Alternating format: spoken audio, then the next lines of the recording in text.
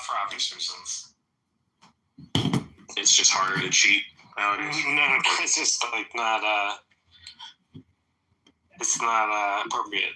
It says where they live or whatever, so it's easier in Vegas, but where they must be there, there's probably more strip clubs in their local area. It's like, the same reason like you can't like smack a Hooters girls on the ass anymore. I'm sure maybe back in the day you could do that, but now you can't, obviously. Oh yeah, that makes sense. Yeah. Sexual objectification of women is like so passe. Correct. Even like yes, you can't even treat a woman like she's your dime piece anymore. Like what's wrong? It's so true. I'm so frustrated because you know what?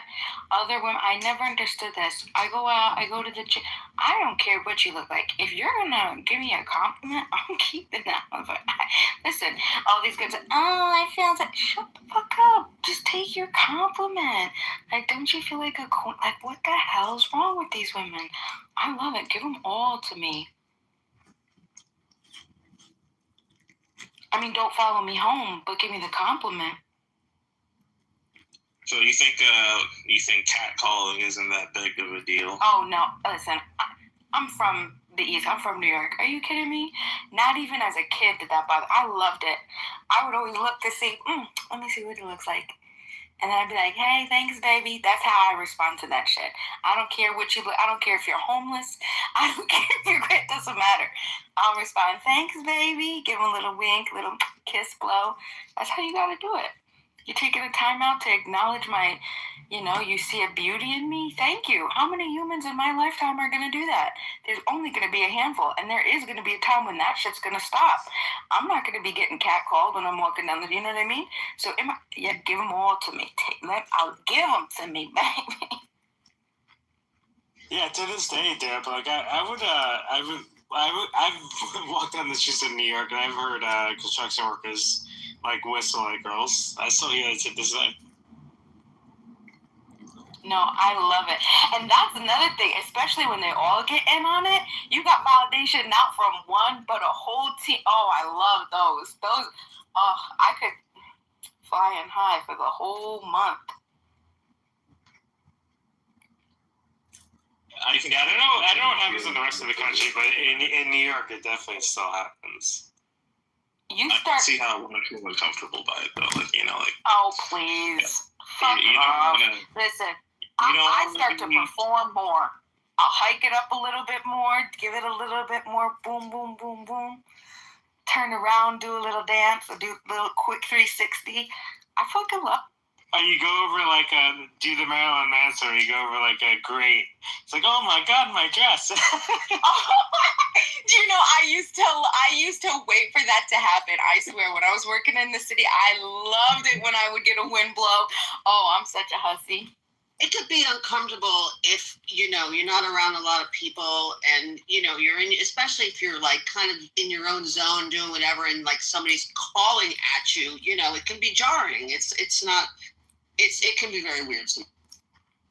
Not for me. Never for me. I control my environments. I'm not scared of men. I love men. I love when men love and acknowledge women too. Like that for me. I mean, obviously there's a like I said, don't follow me home, right? Don't come over and be pushy and weird. But if you're just gonna give me a cackle, oh please, oh I want them all. Next time, send them my way.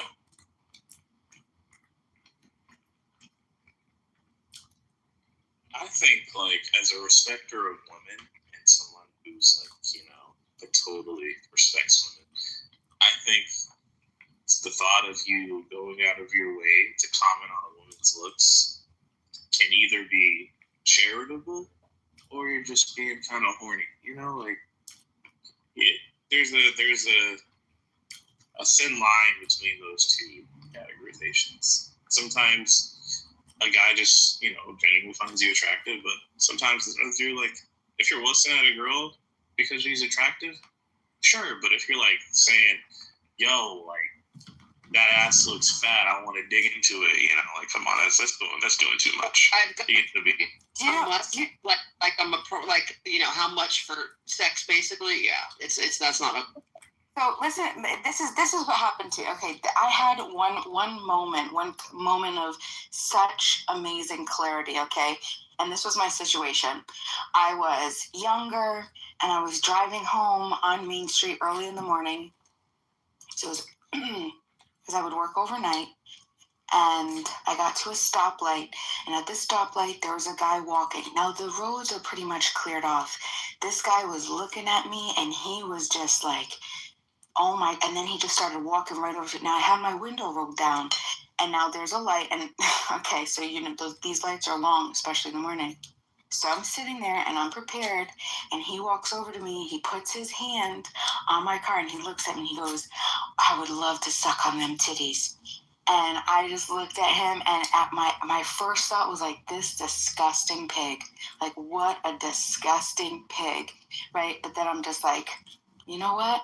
Give him a do what you normally do. And I'm like, thanks, baby. Sorry that I can't help you, though. So thank you, let him move on. So he moved on. Okay, right after that, I get to my coffee spot, okay? So I drive right to my coffee spot because I had an hour drive home. And as I'm pulling up to my coffee spot, all of the guys, the men, are outside, and it's, early in the morning, the heat's starting to blare down on them, and they're doing it's not called construction. What is it called? The landscaping. So they were all doing the landscape, and they were bending over, and I was just having, oh my God, they were just so hot, one after another, and I'm thinking like I'm about to whistle. And then all of a sudden I had like this moment, like, oh my God, I am just as disgusting as this man that I passed judgment on earlier. Like, I was thinking horrible, and so that's it. So it canceled out. Like, no, women are gross too. Yeah, it's like the stories of like when girls go to a male strip club, like like everyone's seen that, right? Where like men just like we're just quiet and like we're just like watching and hanging out, and maybe we go to lap dance. But the women at the male strip clubs, they go crazy. They're like yelling and screaming, and they're like touching, and it's like right? Women are wild and strip joints driving. And I used to get dudes all the time on the freeway, on the streets. I'm not joking, telling me pull over, just or holding their fucking number up to the window. I'm not joking, or telling me show me your tits, or just a bunch of shit. Driving, because I used to drive a lot in Southern California. And I never, ever pull over. I was always like, fuck that. And for Joe, I pulled over because I knew where he worked. He was in his work vehicle. And where I pulled over was right where the sheriff's station and the fire department was, right? And my mom lived right there. Same, like right there on the corner. And that's how we met. But that was the first and only time I thought, oh my God. This guy can't call her in a car? Chances, right? That's a trip.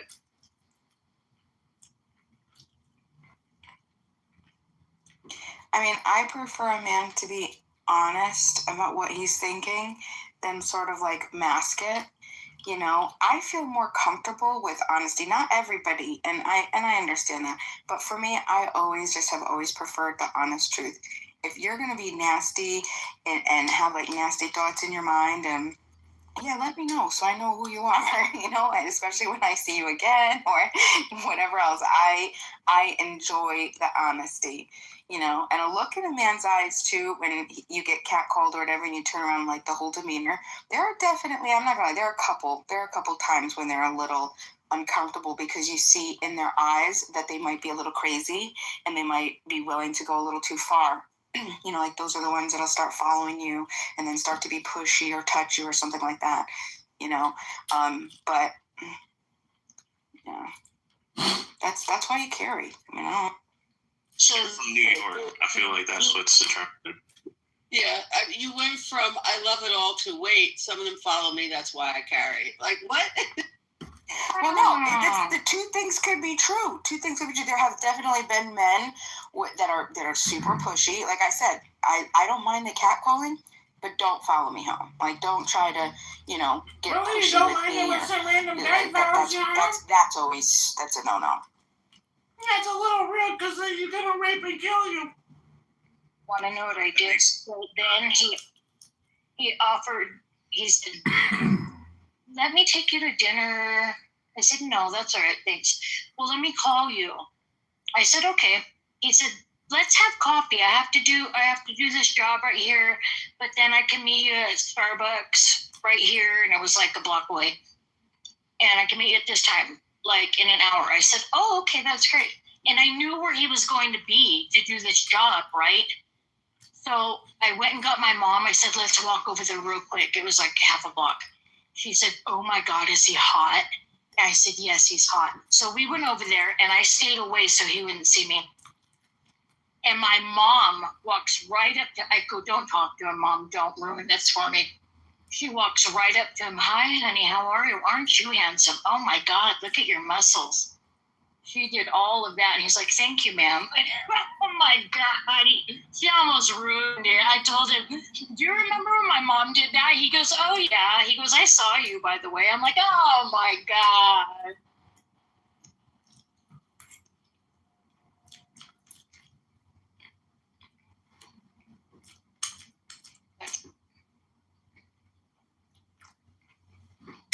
Sorry for my rant earlier, guys. What is that? You don't have to apologize for being right. Oh. No, I said sorry about my rant. Well, but your room is like literally a social room. Even I've told you, I love how, it's no politics. And then I go on this crazy rant myself. I promise, if it gets to be too much, I'll be like, "Sarah, be quiet." Wait, what did I miss? What did I miss?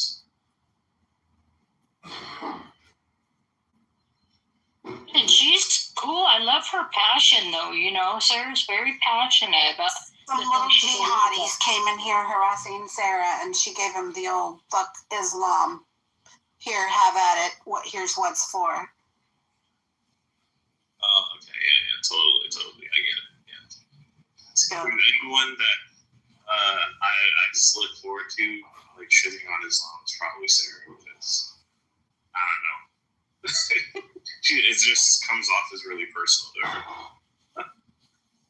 It is very personal.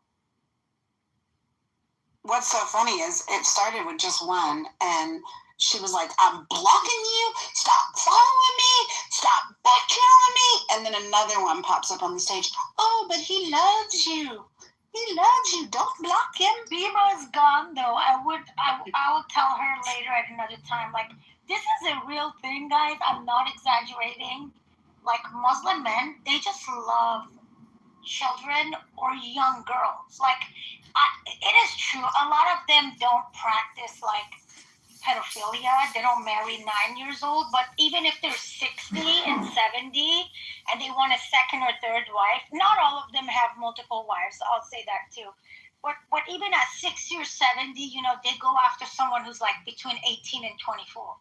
Like, it's almost impossible for a Muslim man to find a woman in her 30s or 40s like attractive. The fact that they were saying like love, love, love, that was one of the signs that these fuckers are jihadists, like, because no, they don't find me attractive.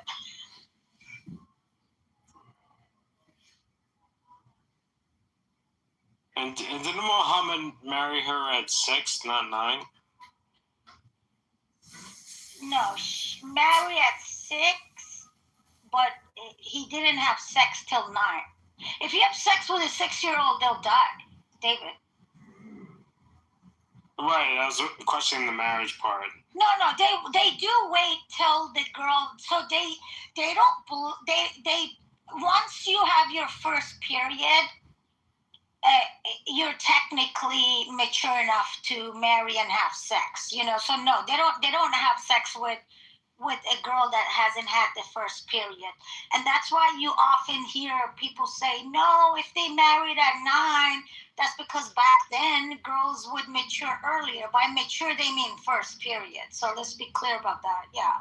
Because now a lot of girls don't get their period till like 13 or 14, 15. But no, once you have your first period, you're ready to be married, bear children. The number's actually going down. Did you know that? The age of first mentees. I think by a lot. Is it general? Yeah, since like the 40s, the average age was like 16. Now it's like 11 or something, and nobody really knows why. There's some theories. Well, I would think because of all the, probably because of what I mean. Since 40s, we don't have media, but I would think going to school, you know what I mean? Like seeing even westernizing would help that. You know, like they have reasons for like having schools separate for girls and guys and all that shit. Well, there's a couple theories, and some of the leading ones are people are a lot heavier than they were back then, and fat is a trigger for puberty. That absolutely is correct. Yeah. So another one is hormone. Estrogen has a lot to do with it in women, in girls, and yes, to make estrogen, your body needs fat. So yes, that can be a good theory. But I think also like in modernized world, you know, like it's biology for male and female to be attracted to each other, you know, and the more exposure you have, the sooner you do achieve maturity. Well, another theory is hormone mimicking chemicals in the environment, but the truth is we don't really know. We just know it's been happening statistically. Well, remember like when the Taliban retook over Afghanistan?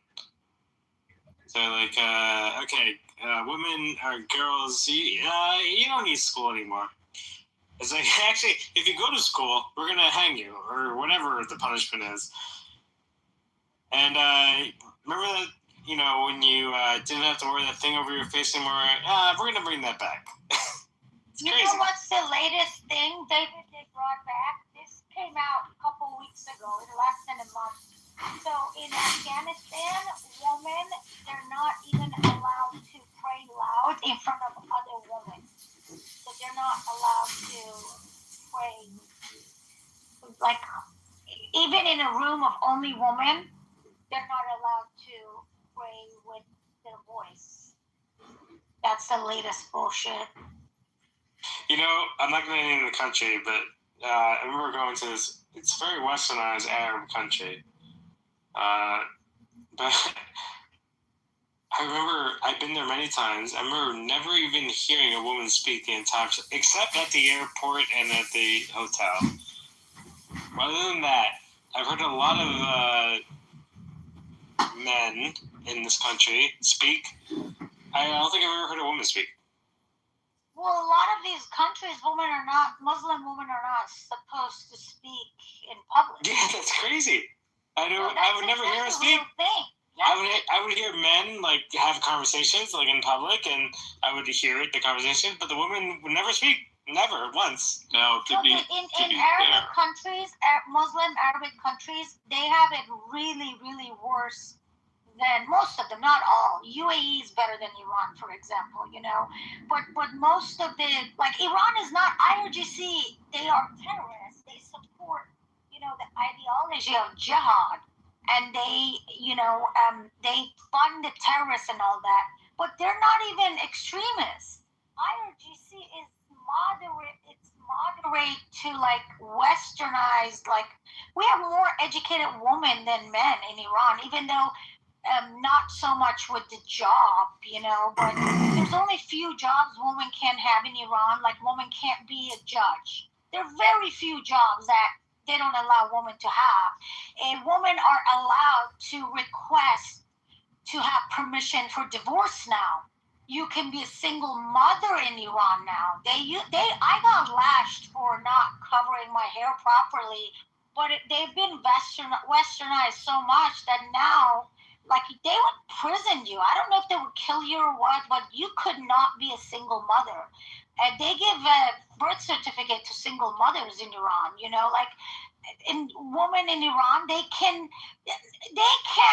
travel. You know, like, they still need some permission. If your fathers die, if you're divorced, you don't need a man permission anymore. You know, there's like, it's way different than some of these countries. Like, we don't have that bullshit woman not being able to speak in public. They don't allow you to sing in public. We don't have to cover our face. Iranians don't have to cover their face. Like, they can wear, as long as they cover the body, they can be. And since the Mahsa Amini, the last few years, a lot of them, they don't even wear hair scarf and stuff. Like, but the reason I bring it up is because a lot of these Muslims, they like try to say I have trauma because IRGC is bad, but the other Islamic countries are good. It's like, no, motherfuckers, we don't have the issues in Iran, those issues that other women have in other parts of the world, like in Muslim countries. And that's probably why you won't find many Persian women, you probably won't find any that will come here and tell you how beautiful Islam is and how like it's equal rights between men and women and stuff. It's like, no, we are not dumb. Like, if there are other women that believe in that, that's just because, like they've been like abused. When you do a lot of abuse, sometimes people can't tell what's okay, what's not okay. Like, it's not okay for a woman to marry at 9, 10, 11. Do you think Iran will ever get back to Zoroastrianism? I don't know about that. I honestly think once IRGC is gone, General, I think majority of Iran will become Christian, actually. I think we're going to have a lot of conversion into Christianity, yeah. Why? Why? I mean, I don't know much about Zoroastrianism other than Freddie Mercury was Zoroastrian, so I feel like you guys should go back to being that. Well, I think Iran is going to become majority Christian post-revolution, whenever it happens. I do believe it's going to become, because majority of Iranians who leave Iran, they are becoming Christians anyways. They're becoming Christians or atheists. We have a lot of atheists, but I think it will still be majority Christian, but we're going to be one of the countries with most atheists in the world, because a lot of people are scared to say they don't believe in anything anymore. But I don't know what percentage of those atheists are not really atheists. They're just mad at religion and God, So I think majority Christianity, that's what's going to happen to Iran. This is the selected works from poetry in the sevenfold segment. Yeah, I want more Zoroastrian. Christian Iran would be so cool. That would be amazing. What's the percent? Anybody know about what the percentage is Christian versus Muslim in Iran right now? Very little. I think all Arabic countries, Middle Eastern countries, they're about 5% Christian. But let me check. I remember reading. I'm pretty sure it's 99% Muslim. Less than 2% of Iranians are Christian with it. But what country is this? You know what I mean? Like, it says less than 2%. Or let me see the. I'll find the number. I'll let you know. Okay.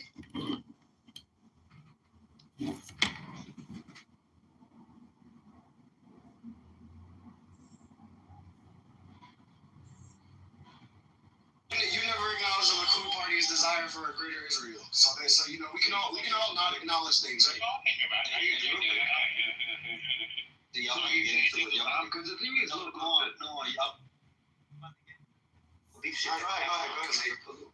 Hey, Palou, can you please just give him like a quick rundown of what you've been talking about, and just see his perspective and insight. Kind of get away I'm talking about history, right? And I'm just talking about the general history. Try to sum it up quick, though. Try not to give him the whole. I don't know how to sum it up. I'm saying I'm not going to sum it up quick. I mean, really, just read the history. But my one contention with the Palestinian national movement, because it even if you look at the flags and everything, is a direct successor of the Arab revolt. And a lot of people don't read the history, but my issue with it is the Arab revolt against the Ottomans, which the Arabs aligned with the Jews and with the British. They made a massive revolt. They made a massive revolt throughout what people call it the South Ottoman area, Iraq, all the way from Iraq, Palestine, Jordan, in the Hijaz, all those areas. The Hashemite family led a massive air revolt against the Ottoman Empire. That was one of the main reasons how the Ottomans lost the Ard al-Muqaddasa. In Arabic, in the Quran, we call it Ard al-Muqaddasa, the Holy Land. The Ottomans were protecting it. As a matter of fact, the Arabs actually, it was just how bad it was. The Arabs actually marched into Medina with the British army, with a Trinitarian Christian army. They marched in with them side by side, marched into Medina, the city of the Prophet, with the British to take it over from the Ottomans. They literally opened the gate for them. And they were cheering for that. They're cheering as the Medina itself fell. And not only that, the first British forces marched with the Arab forces into Sinai and Palestine. They had a big Palestine campaign. They marched into it with them. So they cried about the Jews and the Zionists, but they're the ones who actually brought in the Zionists to fight the Ottomans just so they could take it, because they would. Cause look, the Arabs want to take the caliphate. They want to take the caliphate from the Ottomans. They said, oh, the Ottomans they shouldn't have the caliphate. It's supposed to be us, belong to us, the Arabs. They literally tried to make their own caliphate called the Sharifane Caliphate. They literally had a mass revolt. They marched into Palestine. They literally marched in with the Jews. This is all documented. Everything I'm saying is easily documented. They marched into Medina, even marched into Medina. What does that have to do with Palestine, though? Like, you're talking about I don't see how this justifies conquest. I don't see how this justifies conquest. And the British rewarded the Hashemites by giving them Jordan. And how exactly does this justify conquest? How exactly does this justify conquest, guys? How is this connected to Palestine? How is this connected to Palestine? They invaded Palestine. They literally invaded Palestine. The Arab army invaded Palestine with the Jewish army. Hey, but real quick, Go reach the Sinai Palestine campaign in World War I. I'm dead serious. If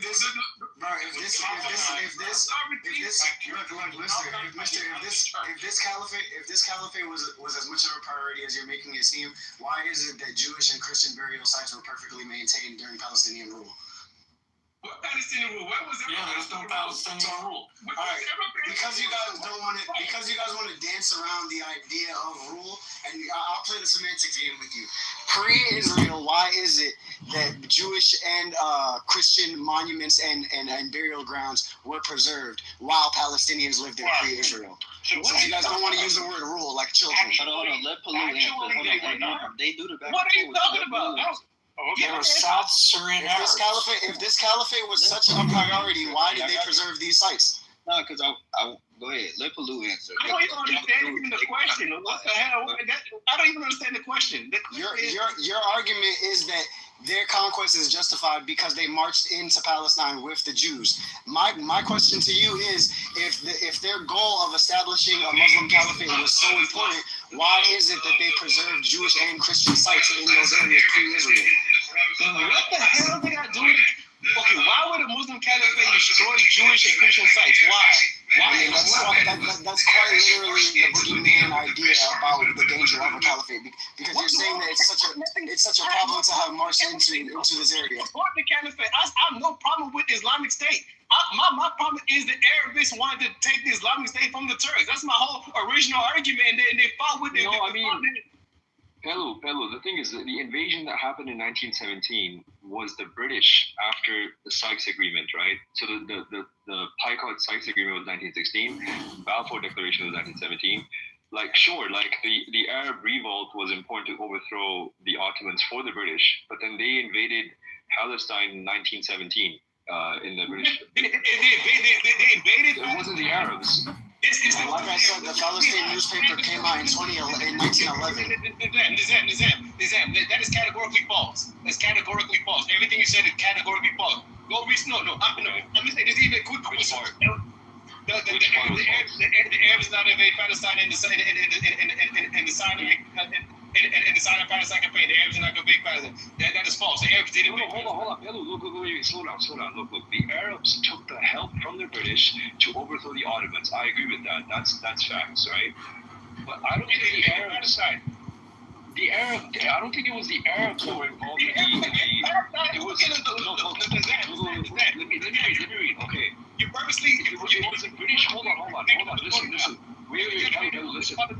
Just read. Look. You told me to read the history. Read the history. The British Egyptian Expeditionary Force (EEF), led by General Edmund Allenby, launched its offensive into Ottoman Palestine in 1917, ultimately capturing Jerusalem in December of that year and securing all of Palestine by September 1918. Right, so it wasn't like some Arab guy. It was the British Egyptian. Go look up who was in the Arab Egyptians are not Arab now. Okay, go look at no, stop, no. He's making up a story about it, but I'm gonna tell you why he's did. Look, I'm reading history.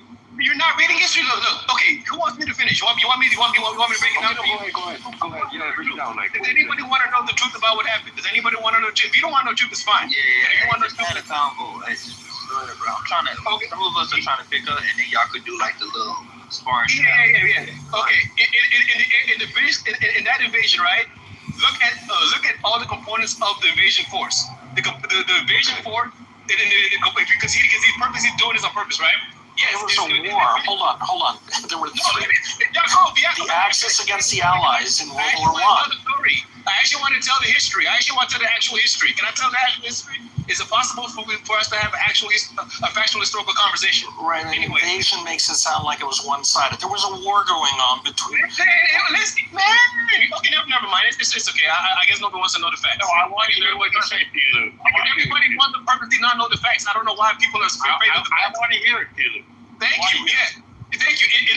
Let them cook, and then we can go ahead with the other side after. Exactly. In that invasion force, right? Go look at all the belligerents in that invasion force. In that invasion force, the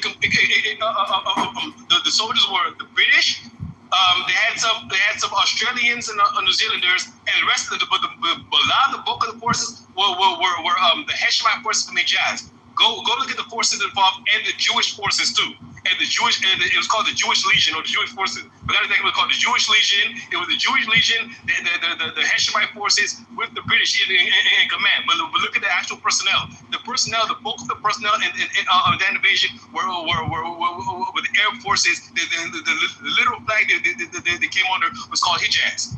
Go actually look it up. Matter of fact, you can even look it up. I'll check it out. Maybe you're right. Okay, I'll check it out. I am right. No, I am right, and I personally believe that you knew I was right, but you probably tried to. No.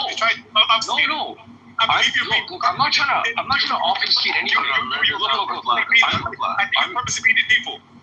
No, I'm not being deceived. Look, I don't have a leg in this argument. I'm just because it's clear history. Everything I'm saying that you purposely did not want to see. Okay, listen. Listen. No, listen. I'm reading online, okay? Even in the paper. Listen. Hey, Palu, let him reply. I'll let you finish. Yeah, okay, so I'm reading from this online source. It states that the key participants in the EEF, right, were British forces, primarily consisting of troops from the British Isles, including Territorial Force soldiers, right, Indian Army, Australian and New Zealand Army Corps, Egyptian forces, and other imperial forces from West Indies, etc., right? So, I mean, like, I'm a little bit unsure about, like, your claim that it was, like, a lot of Arabs that were involved. Because the thing is, I don't know what those people look like. I'm saying, look at the regular way. I'll put my sources. Sinai. Here's my sources. Palestine campaign. Watch this. Sinai Palestine campaign. Look at the first thing. I'm looking at the first thing in Sinai Palestine campaign. I just Googled it, right? The first thing it said, right? Oh, okay. Belligerents. United Kingdom. British Empire. And it puts all the components. India, Australia, New Zealand, Newfoundland, South Africa, Rhodesia, Egypt, Sudan, and Cyprus. Next force. Jewish Legion. Next force. Hijaz. Go look it up. Hijaz. Hello, guys. Okay, I'll check it out. the thing is, look, my understanding. I literally went to the first. Went to the first thing on Google. The first thing. I didn't go far. Okay. Look, I'm not saying. Look. I'm not saying that there. I'm not denying that there was Arab involvement. There might as well. There could have been, and if this is true, what you're saying is true, then sure. Even if I grant you that there was Arab involvement, no, listen. Look, even if there was Arab involvement, the reality was that the Picot-Sykes Agreement was a secret agreement between the French and the British that they wanted to divide up the Ottoman territories between themselves, right? And then the Balfour Agreement in 1917 was a public declaration of we're going to establish a Jewish state, right? That was a public one. You're skipping the League of Nations, not a state, a Jewish national homeland. It wasn't a state. Jewish national homeland, yeah. Sorry. The Balfour was not a public declaration. Matter of fact, they didn't even know about the Balfour Declaration until it was leaked by the Russians. What are you talking about? The Balfour was not a public declaration. The League of Nations. That was also pretty secret. But yeah, okay. I'm just saying I don't hold the Arabs responsible for something the British did primarily, what the British planned, for so. The Arabs planned on taking it from the Ottomans. That's what they did. They planned on it. They had a whole thing. They even before the Balfour Agreement, they had the whole. Okay. Correspondence. Okay. Prior to the Picot-Sykes, there was a McMahon-Hussein agreement between the Arabs. And they take the land from the Ottoman Turks. They got all the oil. They got the entire Gulf states. They got Oman. No. That wasn't part of. That wasn't. Oman wasn't part of the Gulf, and that wasn't part of that whole. Wasn't part of that. That wasn't part of the Gulf. That's after the Ottoman Empire fell. Yeah, because the main agreement between the British and the Arabs was that, okay, we'll help you, you will become owners of the Holy Lands, we'll help you overthrow the Ottomans. What they didn't offer them was Palestine. It wasn't like the British were saying to the Saudi Arabians, we'll also give you Palestine. No, that was something. No, I don't know about that. That's not true. No, that's categorically false. No, man, the British. How can the British promise Palestine to both Israel, to both the Jews and the Arabs? No, it doesn't make sense. That's what they did. That's what they did. Duh, they did that because read something you're not. No, it's not adding up. What you're saying, man. It is adding up. You're not adding up. You have a problem with reality. You have a problem with honesty. Read the Balfour Declaration. The Arabs promised Saudi Arabia to the Arabs, okay, and then the Arabs promised Israel to the Jews. They promised Iraq. They promised Syria. They promised the entire Middle Eastern region. No. Okay, sure. Just give me the facts because I'll literally post the agreements. It doesn't matter, man.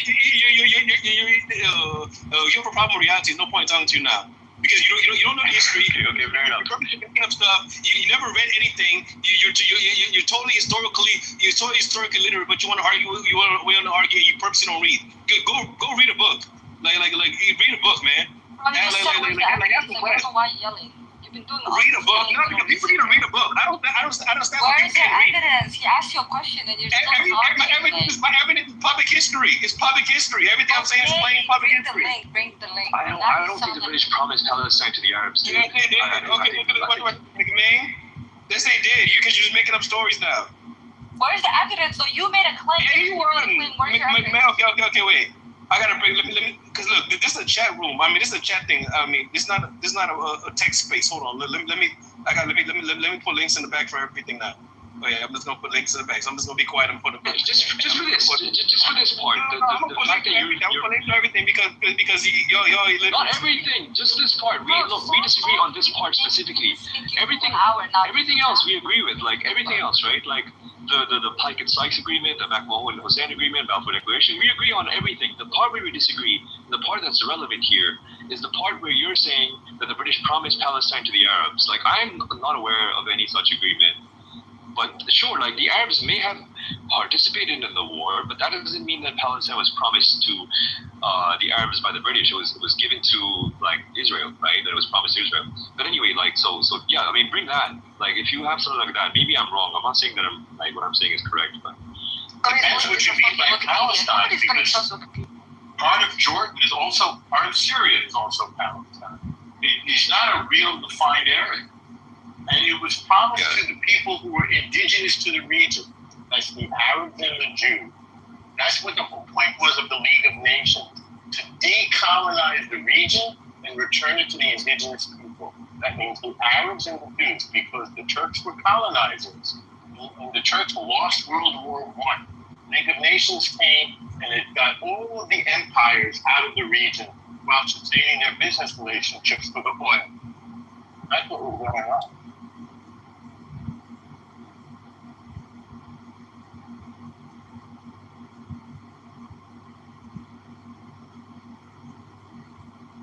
Okay, so the link you posted is just telling me that there was a war that took place between the British and the Ottomans.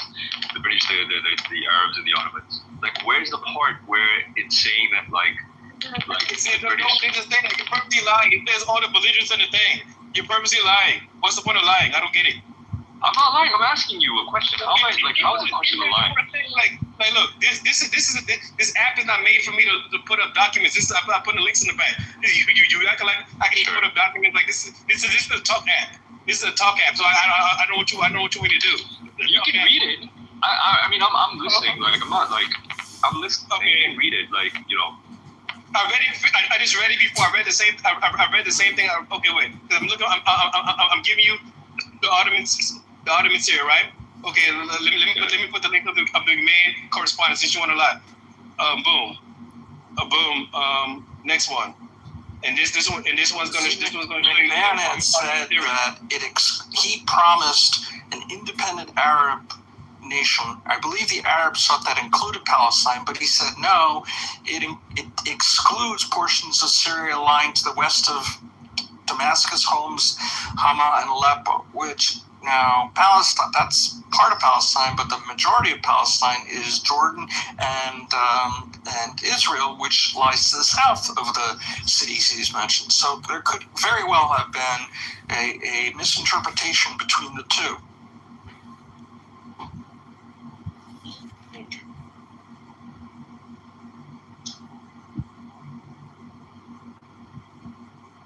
Whenever they drop.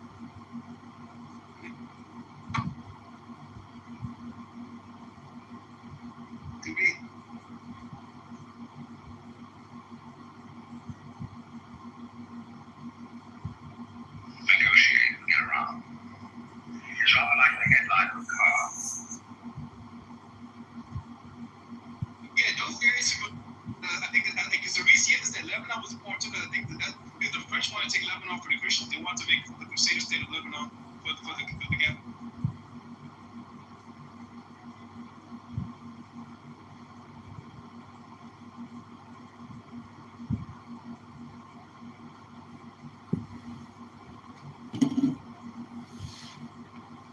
To take that area, so they still proving my case.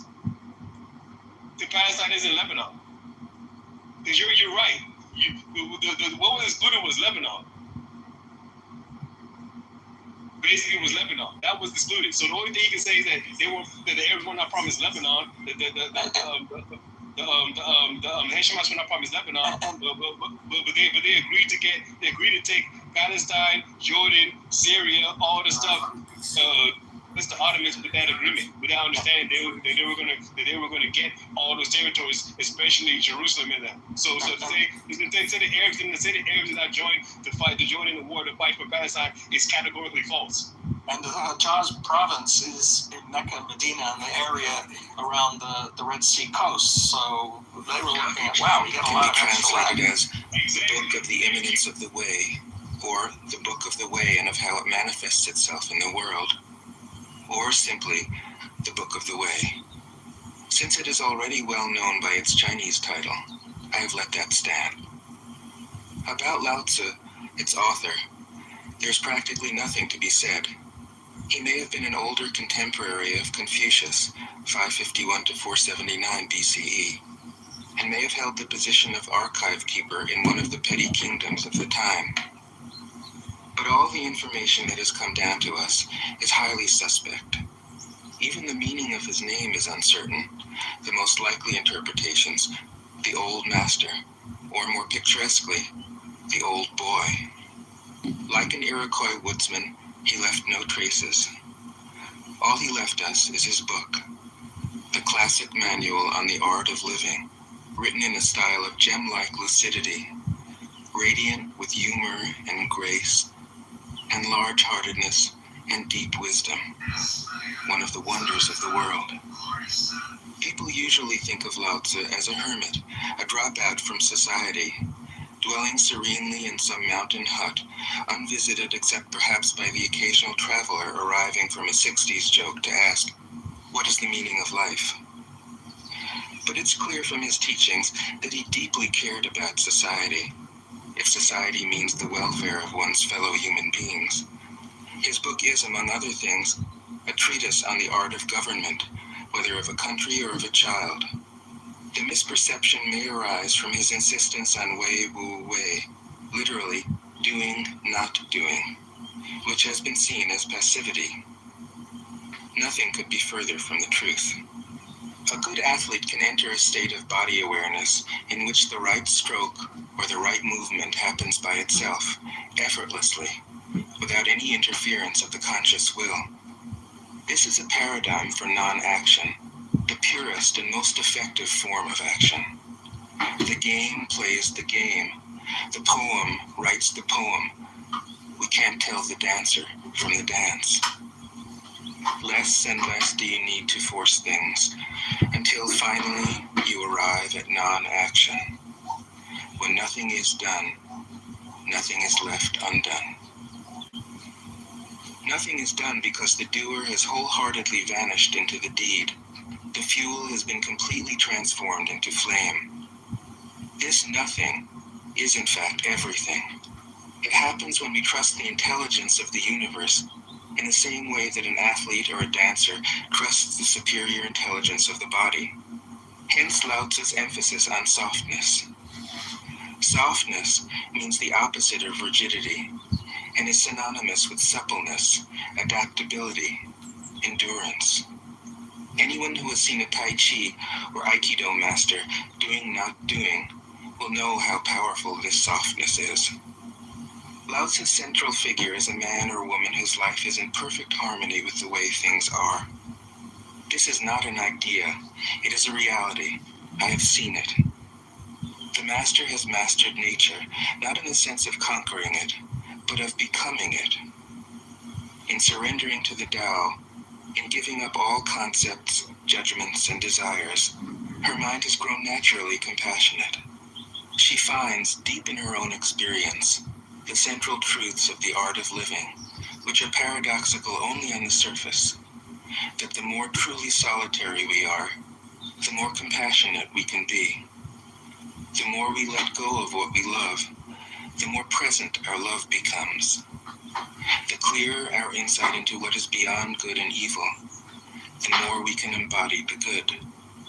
Until finally she is able to say, in all humility, I am the Tao, the truth, the life. The teaching of the Tao Te Ching is moral in the deepest sense. Unencumbered by any concept of sin, the master doesn't see evil as a force to resist, but simply as an opaqueness, a state of self-absorption, which is in disharmony with the universal process, so that, as with a dirty window, the light can't shine through. This freedom from moral categories allows him his great compassion for the wicked and the selfish. Thus, the master is available to all people and doesn't reject anyone. He is ready to use all situations and doesn't waste anything. This is called embodying the light. What is a good man but a bad man's teacher? What is a bad man but a good man's job? If you don't understand this, you will get lost, however intelligent you are. It is the great secret. The listener will notice that in the many passages where Lao Tzu describes the master, I've used the pronoun she at least as often as he. The Chinese language doesn't make this kind of distinction. In English, we have to choose. But since we are all potentially the master, since the master is essentially us, I felt it would be untrue to present a male archetype, as other versions have ironically done. Ironically, because of all the great world religions, the teaching of Lao Tzu is by far the most female. Of course, you should feel free throughout the recording to substitute he for she, or vice versa. As to method, I worked from Paul Karas's literal version, which provides English equivalents, often very quaint ones, alongside each of the Chinese ideograms. I also consulted dozens of translations into English, German, and French. But the most essential preparation for my work was a 14 years long course of Zen training, which brought me face to face with Lao Tzu and his true disciples and heirs, the early Chinese Zen masters. With great poetry, the freest translation is sometimes the most faithful. We must try its effect as an English poem, Dr. Johnson said. That is the way to judge of the merit of a translation. I have often been fairly literal, or as literal as one can be with such a subtle, kaleidoscopic book as the Tao Te Ching. But I have also paraphrased, expanded, contracted, interpreted, worked with the text, played with it, until it became embodied in a language that felt genuine to me. If I haven't always translated Lao Tzu's words, my intention has always been to translate his mind. Describing the indescribable, teaching the unteachable, pointing the way to the way. What does Lao Tzu think he is doing here? It can't be done. No way. Hence, Po Chu-yi, poet and stand-up comedian, wrote, "He who talks doesn't know, he who knows doesn't talk." That is what Lao Tzu told us in a book of 5,000 words.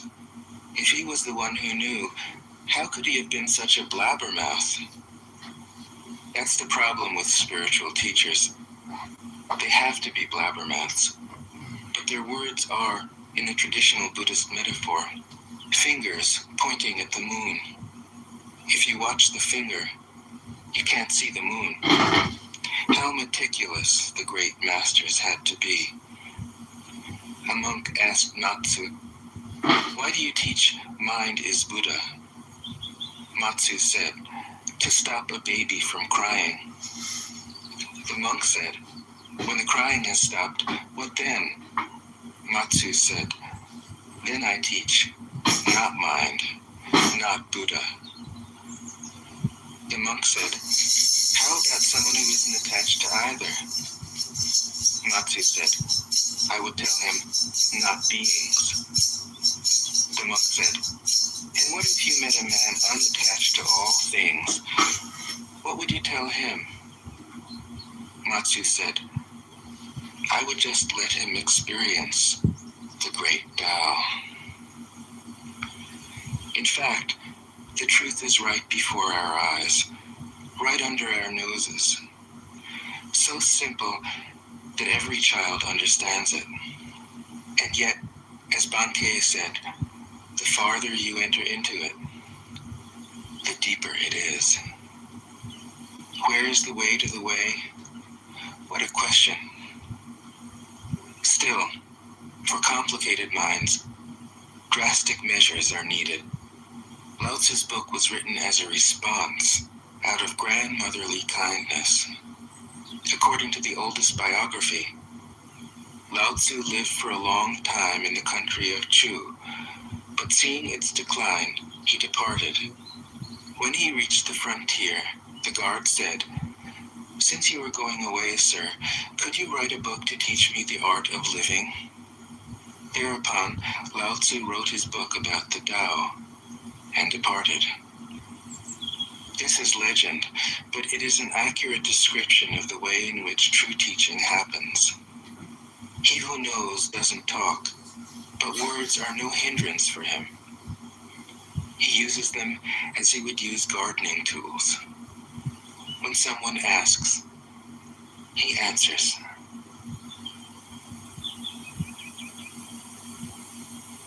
Tao Te Ching. 1. The Tao that can be told is not the eternal Tao. The name that can be named is not the eternal name. The unnameable is the eternally real. Naming is the origin of all particular things. Free from desire, you realize the mystery. Caught in desire, you see only the manifestations. Yet mystery and manifestations arise from the same source. This source is called darkness. Darkness within darkness. The gateway to all understanding. 2. When people see some things as beautiful, other things become ugly. When people see some things as good, other things become bad. Being and non-being create each other. Difficult and easy support each other. Long and short define each other. High and low depend on each other. Before and after follow each other. Therefore the master acts without doing anything and teaches without saying anything. Things arise and she lets them come. Things disappear and she lets them go. She has but doesn't possess, acts but doesn't expect. When her work is done, she forgets it. That is why it lasts forever. 3. If you overesteem great men, people become powerless. If you overvalue possessions, people begin to steal. The master leads by emptying people's minds and filling their cores, by weakening their ambition and toughening their resolve. He helps people lose everything they know, everything they desire, and creates confusion in those who think that they know.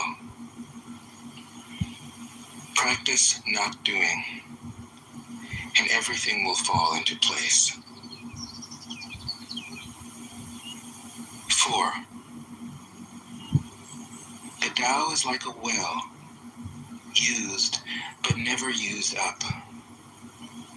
It is like the eternal void, filled with infinite possibilities. It is hidden but always present. I don't know who gave birth to it. It is older than God.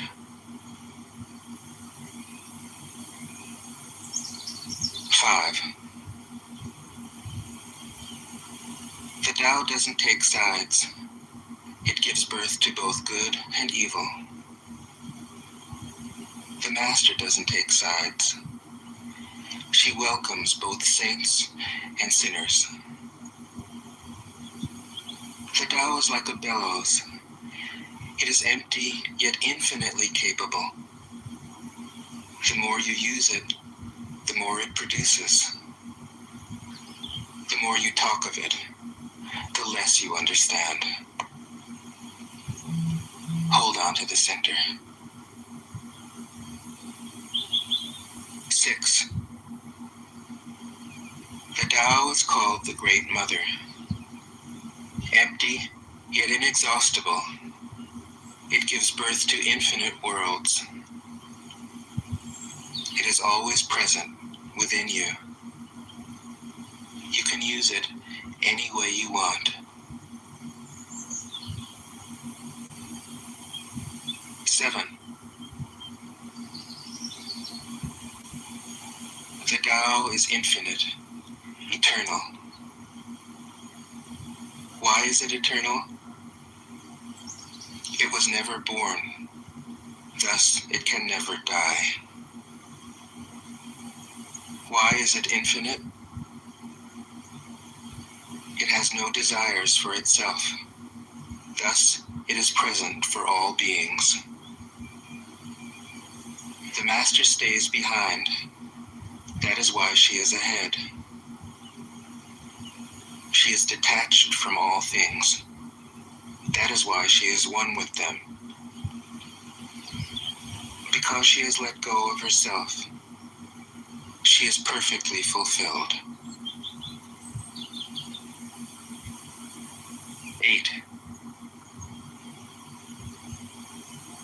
The supreme good is like water, which nourishes all things without trying to. It is content with the low places that people disdain. Thus, it is like the Tao. In dwelling, live close to the ground. In thinking, keep to the simple. In conflict, be fair and generous. In governing, don't try to control. In work, do what you enjoy. In family life, be completely present. When you are content to be simply yourself and don't compare or compete, everybody will respect you.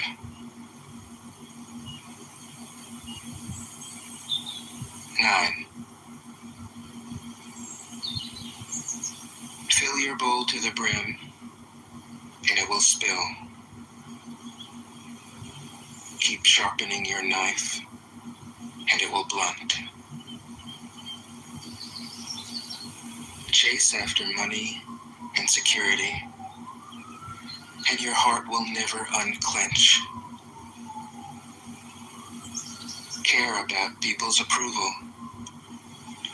and you will be their prisoner. Do your work, then step back. The only path to serenity. 10. Can you coax your mind from its wandering and keep to the original oneness? Can you let your body become supple as a newborn child's? Can you cleanse your inner vision until you see nothing but the light? Can you love people and lead them without imposing your will? Can you deal with the most vital matters by letting events take their course? Can you step back from your own mind and thus understand all things? Giving birth and nourishing, having without possessing,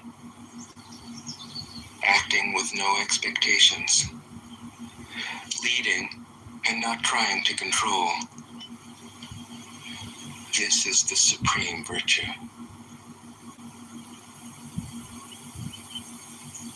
11. We join spokes together in a wheel, but it is the center hole that makes the wagon move. We shape clay into a pot, but it is the emptiness inside that holds whatever we want. We hammer wood for a house, but it is the inner space that makes it livable. We work with being, but non-being is what we use. 12. Colors blind the eye. Sounds deafen the ear. Flavors numb the taste. Thoughts weaken the mind. Desires wither the heart. The master observes the world, but trusts his inner vision. He allows things to come and go. His heart is open as the sky.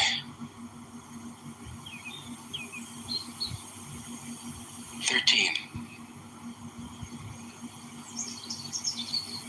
Success is as dangerous as failure. Hope is as hollow as fear. What does it mean that success is as dangerous as failure? Whether you go up the ladder or down it, your position is shaky. When you stand with your 2 feet on the ground, you will always keep your balance. What does it mean that hope is as hollow as fear? Hope and fear are both phantoms that arise from thinking of the self. When we don't see the self as self, what do we have to fear? See the world as yourself. Have faith in the way things are. Love the world as yourself. Then you can care for all things. 14. Look, and it can't be seen. Listen, and it can't be heard. Reach, and it can't be grasped. Above, it isn't bright. Below, it isn't dark. Seamless, unnameable, it returns to the realm of nothing. Form that includes all forms. Image without an image. Subtle, beyond all conception. Approach it, and there is no beginning. Follow it, and there is no end. You can't know it, but you can be it. At ease in your own life. Just realize where you come from. This is the essence of wisdom. 15. The ancient masters were profound and subtle. Their wisdom was unfathomable. There is no way to describe it. All we can describe is their appearance. They were careful as someone crossing an iced-over stream, alert as a warrior in enemy territory, courteous as a guest, fluid as melting ice, shapeable as a block of wood, receptive as a valley, clear as a glass of water. Do you have the patience to wait till your mud settles and the water is clear? Can you remain unmoving till the right action arises by itself? The master doesn't seek fulfillment. Not seeking, not expecting. She is present and can welcome all things. 16. Empty your mind of all thoughts. Let your heart be at peace. watch the turmoil of beings, but contemplate their return. Each separate being in the universe returns to the common source. Returning to the source is serenity. If you don't realize the source, you stumble in confusion and sorrow. When you realize where you come from, you naturally become tolerant, disinterested, amused, kind-hearted as a grandmother, dignified as a king. Immersed in the wonder of the Tao, you can deal with whatever life brings you. And when death comes, you are ready. 17. When the master governs, the people are hardly aware that he exists. Next best is a leader who is loved. Next, one who is feared. The worst is one who is despised. If you don't trust the people, you make them untrustworthy. The master doesn't talk, he acts. When his work is done, the people say, "Amazing, we did it, all by ourselves." 18. When the great Tao is forgotten, goodness and piety appear. When the body's intelligence declines, cleverness and knowledge step forth. When there is no peace in the family, filial piety begins. When the country falls into chaos, patriotism is born. 19. Throw away holiness and wisdom, and people will be 100 times happier. Throw away morality and justice, and people will do the right thing. Throw away industry and profit, and there won't be any thieves. If these three aren't enough, just stay at the center of the circle and let all things take their course. 20. Stop thinking and end your problems. What difference between yes and no? What difference between success and failure? Must you value what others value? Avoid what others avoid? How ridiculous. Other people are excited, as though they were at a parade. I alone don't care. I alone am expressionless, like an infant before it can smile. Other people have what they need. I alone possess nothing. I alone drift about, like someone without a home. I am like an idiot, my mind is so empty. Other people are bright. I alone am dark. Other people are sharp. I alone am dull. Other people have a purpose. I alone don't know. I drift like a wave on the ocean. I blow as aimless as the wind.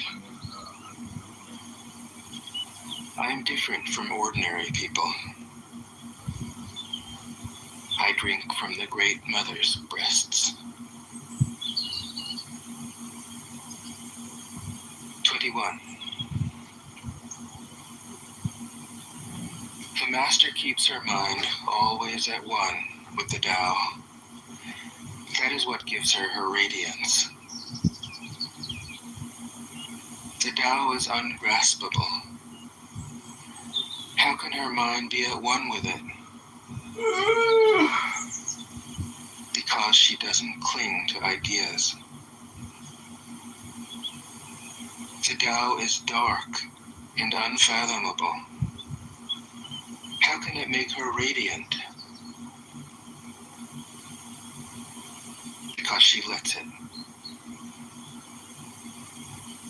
Since before time and space were, the Tao is.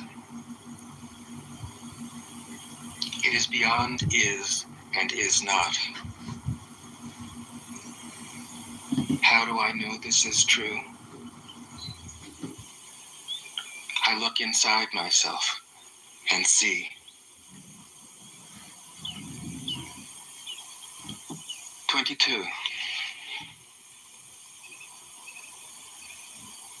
If you want to become whole, let yourself be partial. If you want to become straight, let yourself be crooked. If you want to become full, let yourself be empty. If you want to be reborn, let yourself die.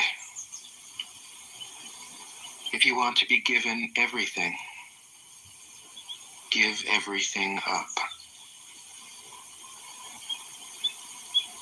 The Master, by residing in the Tao, sets an example for all beings. Because he doesn't display himself, people can see his light. Because he has nothing to prove, people can trust his words. Because he doesn't know who he is, people recognize themselves in him. Because he has no goal in mind, everything he does succeeds. When the ancient masters said, if you want to be given everything, give everything up, they weren't using empty phrases. Only in being lived by the Tao can you be truly yourself.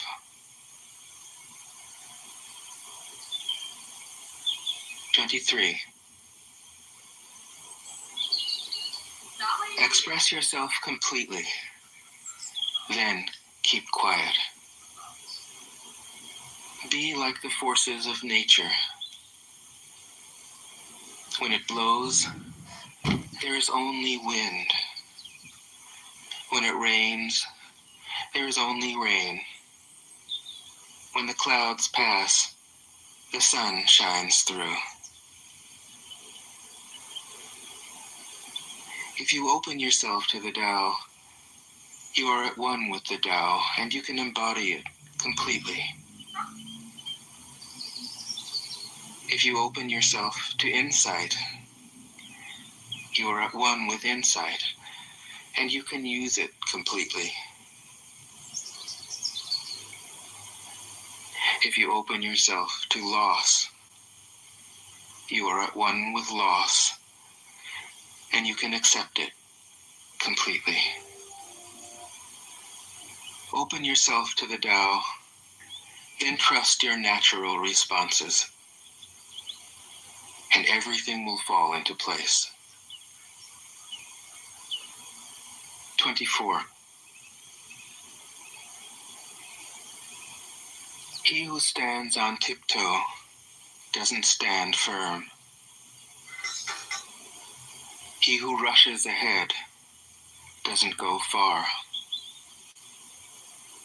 He who tries to shine dims his own light. He who defines himself can't know who he really is. He who has power over others can't empower himself. He who clings to his work will create nothing that endures. If you want to accord with the Tao, just do your job, then let go. Because he doesn't know who he is. 25. There was something formless and perfect before the universe was born.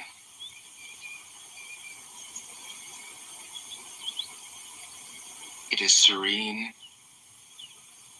empty, solitary,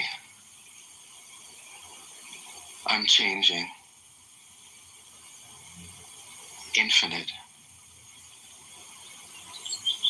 eternally present. It is the mother of the universe. For lack of a better name, I call it the Tao.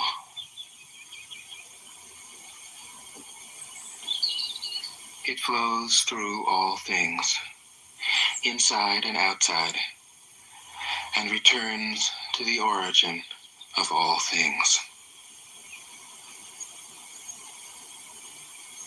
The Tao is great.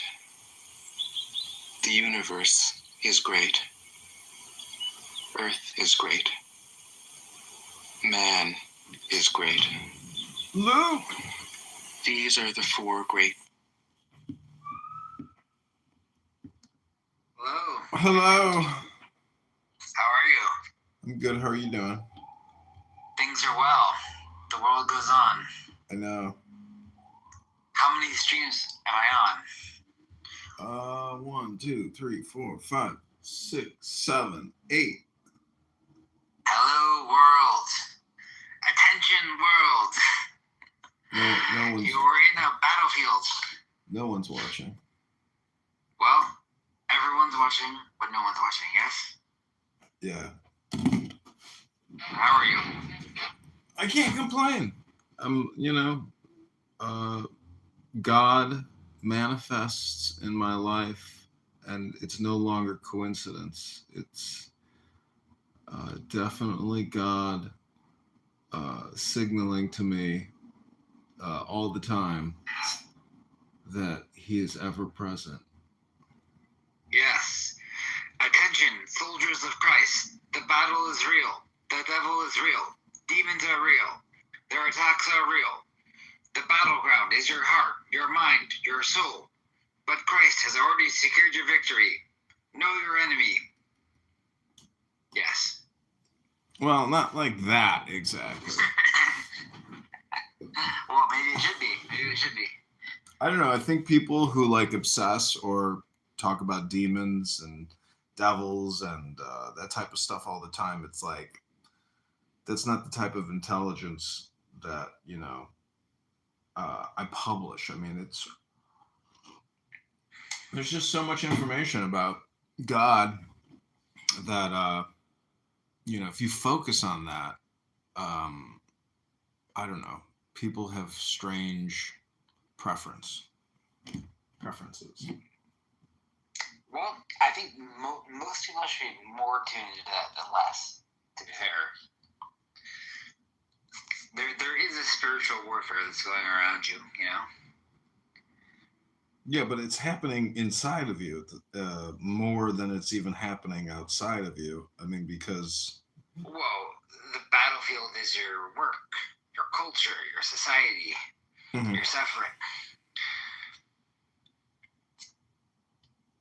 Be vigilant. Be vigilant. Yeah. So, where do I find these words of wisdom anyway? Like, where do these streams go to? In the book club. What book club? And why haven't I not gotten an invitation? It's pretty rude of you. I always tell people all the time, I'm like, well, I'm done having conversations with people on this app. I am in what's called the book club now, where we read for 10 minutes. We put it on YouTube, and that's how we communicate, because this app is just a bunch of toxic transmission. Well, I agree. Well, you're ironically kind of... so, the app is toxic because there's not enough dialogue, right? No, it's toxic because it's not intelligent. Okay, so the app is toxic because the dialogue is not intelligent enough, yes? Yeah. Okay. Thus, you need to have your room with no one in it. Well, I'm meditating. People are like, why do you sit in a room all by yourself? It's like, I would rather sit in a room by myself, listen to an audiobook, than go into a room listening to the same people say the same shit over and over and over again. It's crazy. Well, I agree. If I heard anything about Gaza or Charlie Kirk, I'm probably going to kill myself. It's a mortal sin. Yeah, it's too much. I had a friend telling me that he was like bawling his eyes and crying and crying and crying when Charlie Kirk got died, when he was assassinated. And I was, it was sad, but maybe we can stop talking about it eventually. You know? Yeah, people will. I mean, it's life and death, so life moves on. Death is, not an interesting topic. It should be, but it's just life moves on. It is a bit important, though, your death. Yeah. I mean, you should contemplate it. Like Marcus Aurelius talks about it, how everybody present is going to disappear very soon. So it should invoke humility. So what were you reading the other day? Marcus Aurelius's what? It's called Marcus Aurelius's Meditations. Meditations. It's very good. It's very interesting. Pre-Christian Rome. No, post-Christian. Marcus Aurelius? Yeah, he killed Christians at the end of his reign because they were being political. Yeah. Pre-Christian in the sense that pre-Constantine Rome. I mean, you could say he's a pre-Christian moralist, like pagan moralist, but he's actually post-Christian, but he's still not Christian. Yes. He doesn't Yes, do but it. before Rome was a Christian state. Correct. Yeah. Yes, very interesting. I think the saints and mystics are more interesting, but yeah, they got some things right, those people. Yeah. Marcus Aurelius. They were trying to understand life after death, how to live the best life. And the cool thing is they put it all in books because they wanted to transmit that information to future people, because they knew that it's intelligence, and if they don't put it in a book, then that intelligence disappears. Yes, and they also just got access to that technology. It was very hard to, and they had the resources and time to do it. Most people did not have that, so yeah. There was, the Pax Romana, the Greek language, and then later on the printing press. So yeah, there's reasons why these people are. Yeah. It's even more interesting when you look at people further back who wrote stuff down. Yeah. Essentially, the further back stuff that gets written down, the more important it is, right? Because it's easy to write things down now, so you can write anything down. But back then, it was harder, so more important things were written. Yeah, like, have you ever read Socrates or Plato? No, I mean in high school maybe, yeah. I was listening to Alan Watts. He was saying, everything that exists if if it didn't exist, then like nothing would be the way that it is. So he was saying that everything exists because of Socrates. I mean, you could say anybody, you could say Jesus, you could say, there's a lot of different things you could say for the primal reason, but Socrates is included in that. So it's just kind of interesting to read Socrates or Aristotle. Perennialism type thing. Yeah. I mean, it's true in so much as that there's only one God, and the truth comes from that God. But not every truth is the full truth, right? Well, this is all philosophy, and so the problem with being Jesus, being all or nothing all the time about Jesus, is philosophy is so wide and vast that there's so much overlay and overlap between God and his prophets or other deities, etc. So to me, a lot of this is like neurolinguistic programming and dialectic therapy on self-improvement. And so yeah, this is actually what makes Jesus unique and interesting. Actually, it's the opposite, I think. My opinion is what? The fact that Jesus, okay, so there's all this overlap, right? But they all overlap with Jesus, right? Jesus is 100%. All the others are kind of 80-20, That's what makes Christ kind of interesting. Yeah, Christ. But see, Christ in many ways borrowed from Buddhism, borrowed from Hinduism, because Christianity and Judaism weren't the only things happening. I mean, no. They all borrowed from God, right? Yeah. Because everyone borrowed from God. Some of them got them some right, and Jesus got it 100% right. That's the argument for Christ. Mm-hmm. Yeah. And can anyone, dismantle that argument? I'm not sure. If they can, I'll be the first to sacrifice maybe in the altar of Baal or whatever.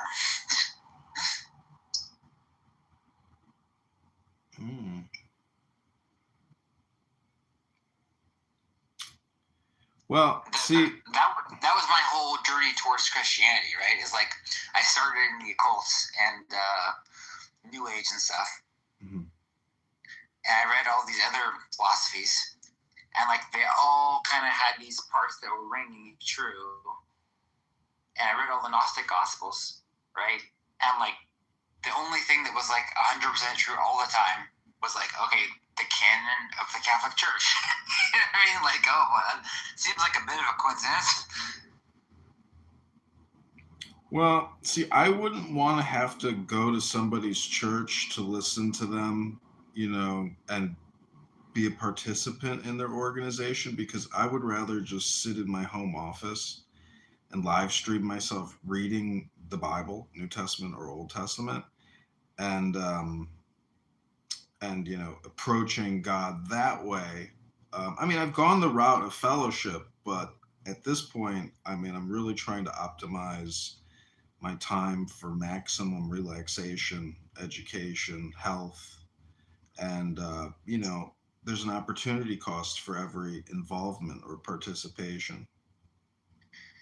There is, but the opportunity cost is if you don't believe in the resurrection and the life thereafter, you're not really making the right decisions about what is costly, right? If you do believe, then clearly it's a great investment of time. Well, I mean, like, if you believe, I'm just saying that, like, going to somebody's organization to give your time, like, I'm interested in doing a charity, but I don't think I can do charity as good as I can. See, real good charity is education, because I agree. That's teaching somebody how to fish. It's actually engagement, interaction, mentorship, guidance. Yeah. Well, why don't you join my book club and read to me and to our YouTube audience and our Clubhouse audience? I can't read. I'm kind of retarded. Yeah. You're retard? Yeah, pretty much. Oh, that's too bad. Yeah. I mean, I can read, but I choose not to. I mean, I read, but not out loud. I don't like to read aloud, essentially. I read a lot, but not out loud.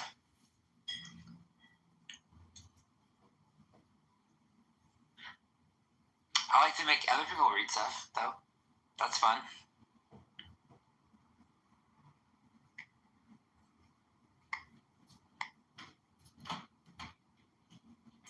Well, do you think words are technology or sounds are technically technology? In a way. I mean, yeah. So if you look at how sort of information has developed over time, right? It's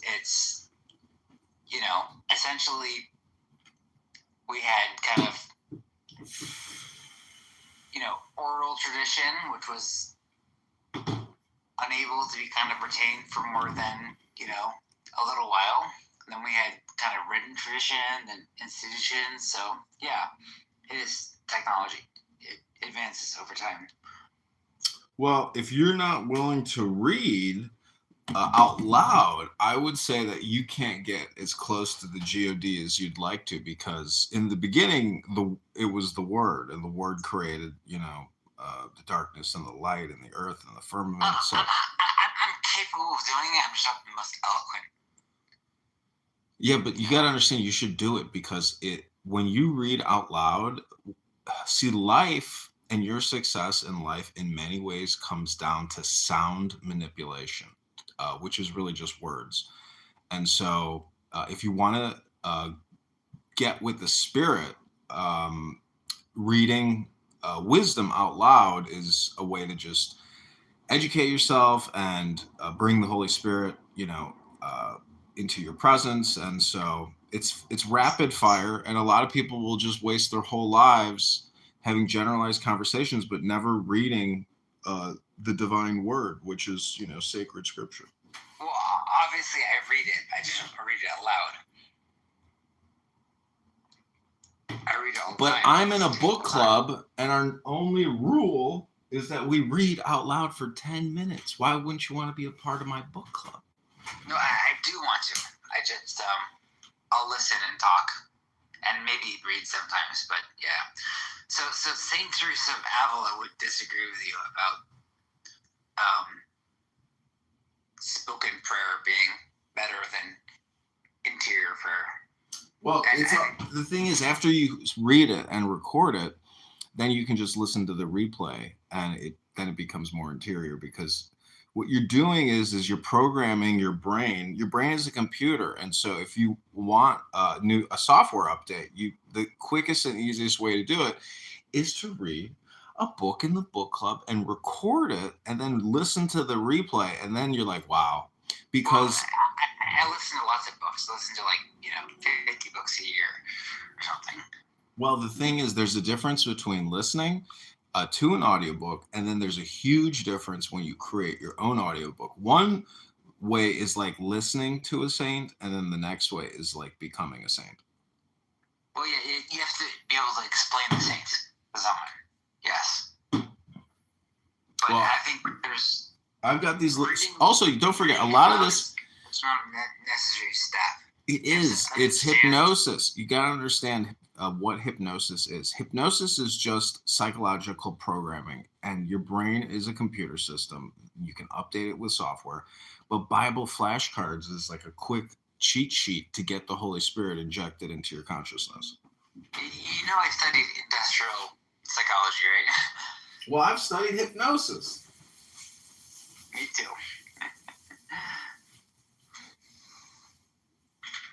So I understand what you're saying, but yeah.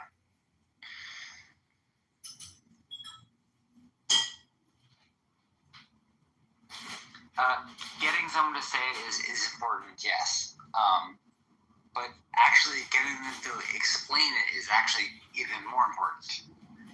If they can make the argument themselves, then it's the best kind of top level. Reading it back to you is good, but having them internalize it and explain it is actually way better. You hear me?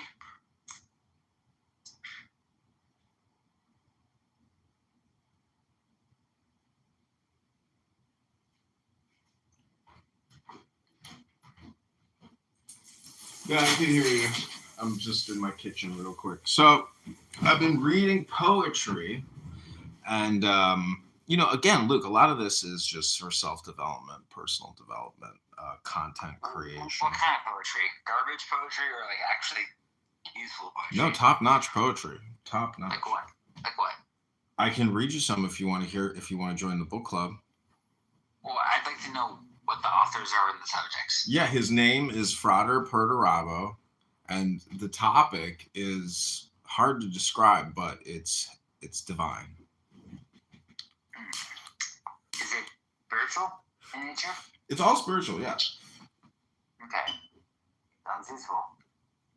I've been recording and putting it on YouTube all day today. I put up about 30 videos. Yeah, I think all the mystical poetry is good, you know? I agree. From whatever culture. But I do think that the Psalms are kind of the peak, mysticism. Psalms. Well, I'm going to read something to you which is going to knock your socks off. Okay, well then I'll read something to you in return. Well, welcome to the book club. Well, can I make you read my thing? I'll try and read it. No, you got to read it. Like, because all of this is self-development. Like, I'm here to build men in, spiritual righteousness and education, as are you. And the only way to do that, a lot of people on this app don't understand that complaining doesn't work. If you want to change the world, you have to change yourself. So obviously, St. Francis rebuilt my church. You know that story? I don't know. Maybe you could read it in the book club. Yes. Well, St. Francis had an experience with God, right?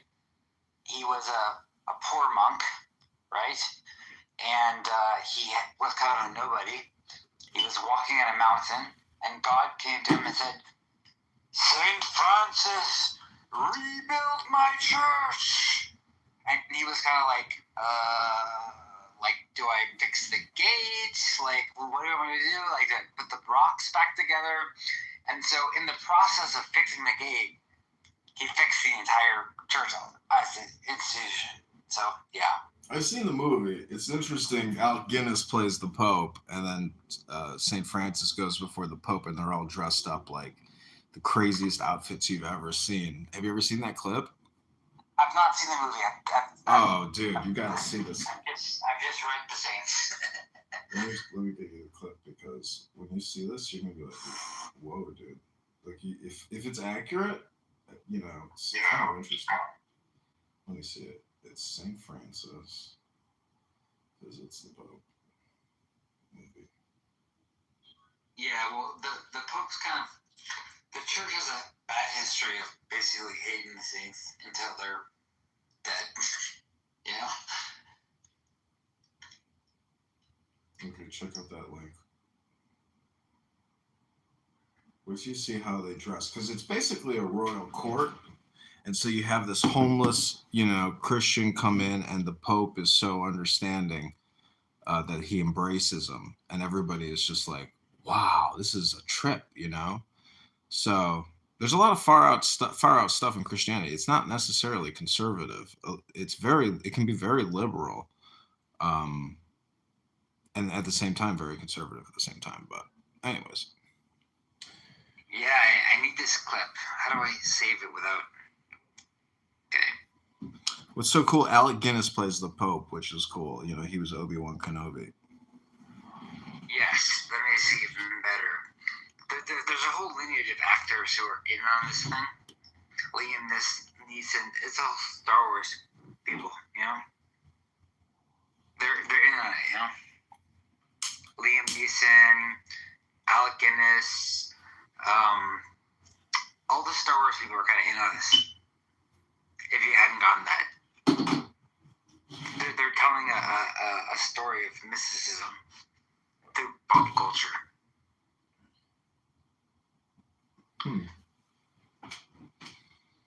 Okay, you ready for this poem? I am. How long is it? It's 3 minutes. Okay, let's go.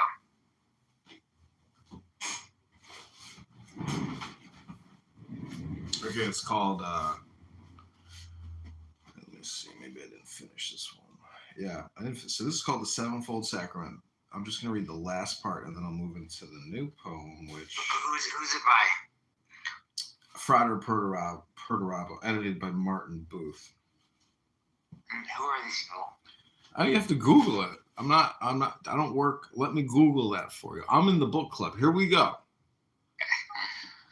Over the church, now gray, it rose up to greet the ray that thrilled through elm and chestnut, lit the grass, made diamonds of it, bade the wares long smile of spray, leap with laughter for the day. The birds woke all over the weald, the sullen peasants slouched afield, the lilies swayed before the breeze that murmured matins in the trees. The trout leapt in the shingly shallows, soared skyward the great sun that hallows the pagan shrines of labor and light as the moon consecrates the night.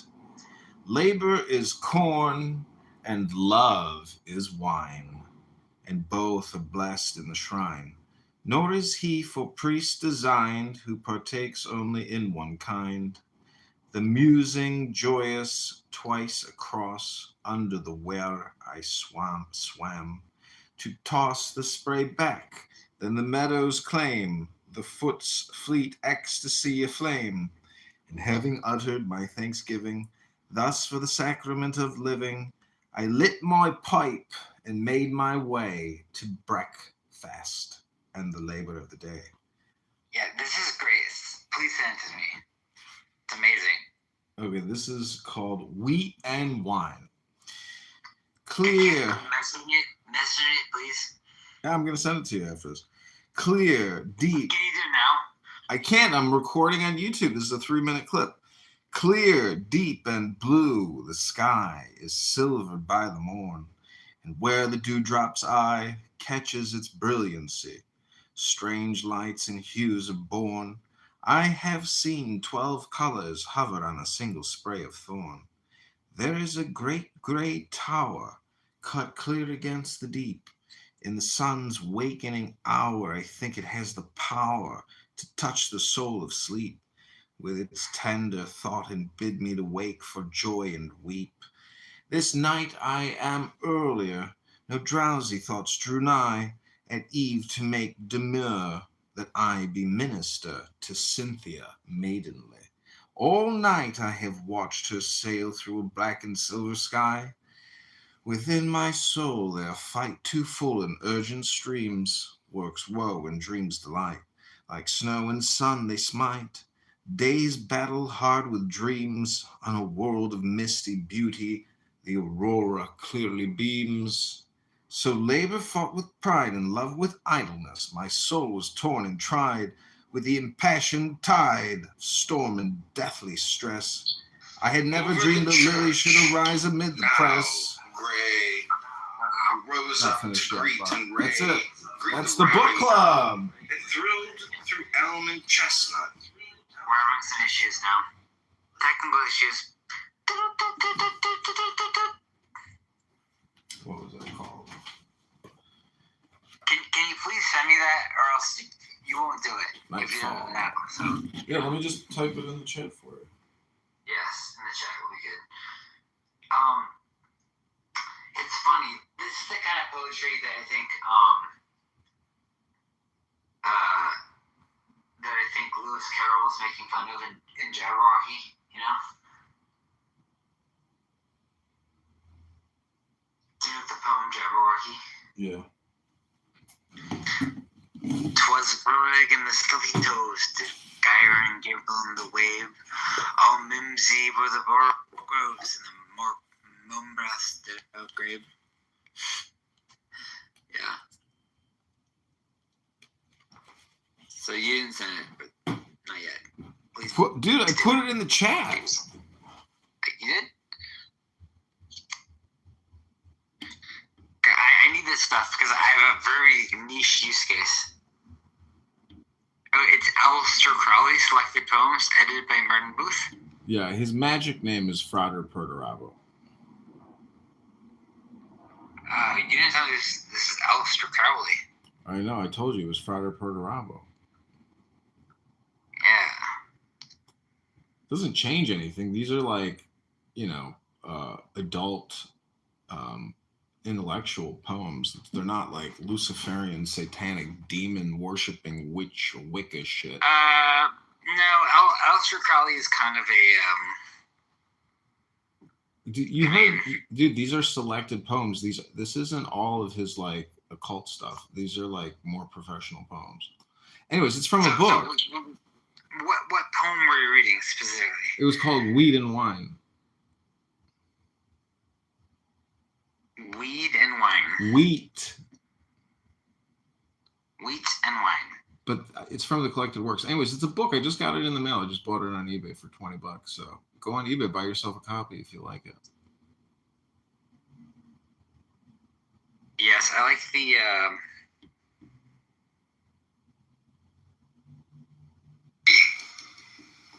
Yes. Well, you're on my podcast, dude. You just got 200 views. Nice. Hello, podcast.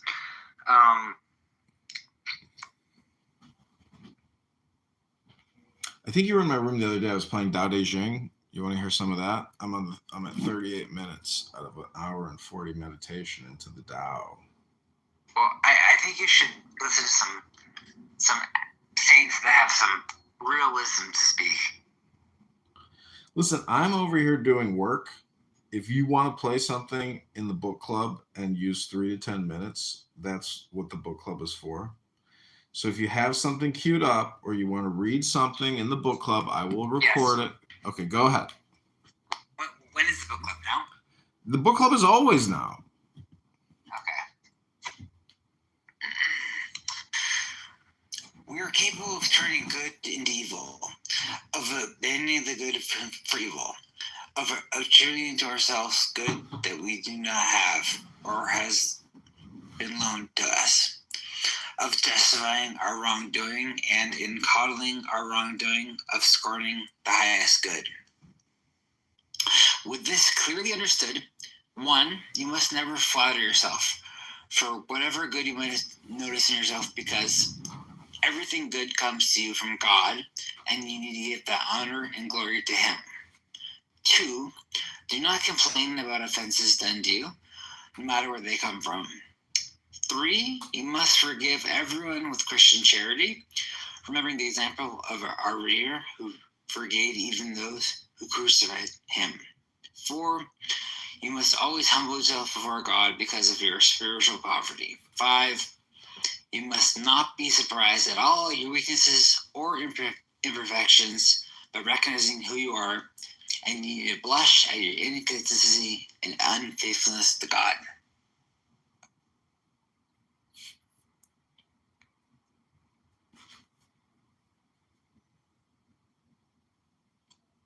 There we go. That's why I don't like reading aloud. Okay, do you want to read anything else?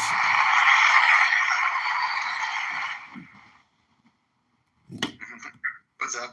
Do you want to read anything else? Because you got 3 minutes on my YouTube. We're at 1 minute and 25 seconds. No, I just wanted to read that brief, poignant, inspirational piece of text. It would be better if you read it. That's what I was saying in the first place, but it's what it is. All right, well, give me a summary of what you just read. Like, give me the compression. Anything good is a reflection of God. Okay? So anything that you feel that you've done good is actually just a reflection of God.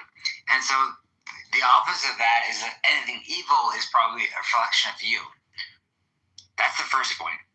The second point is to not complain about anything, no matter where it comes from. It's a very good point. Stop complaining. The third point is to forgive everyone with Christian charity. And you do that in the example of our Savior, who forgave others, even those who crucified him, right? So I think there's a great example of how you should forgive people.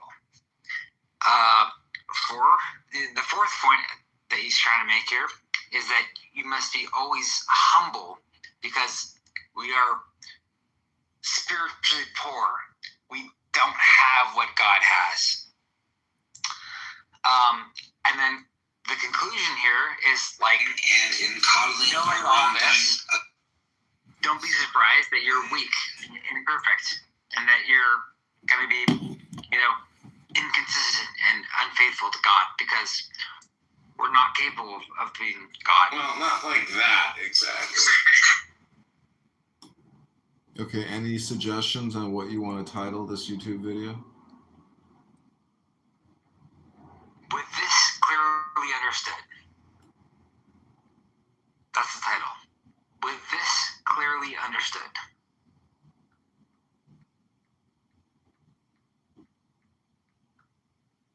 Saint Padre Pio.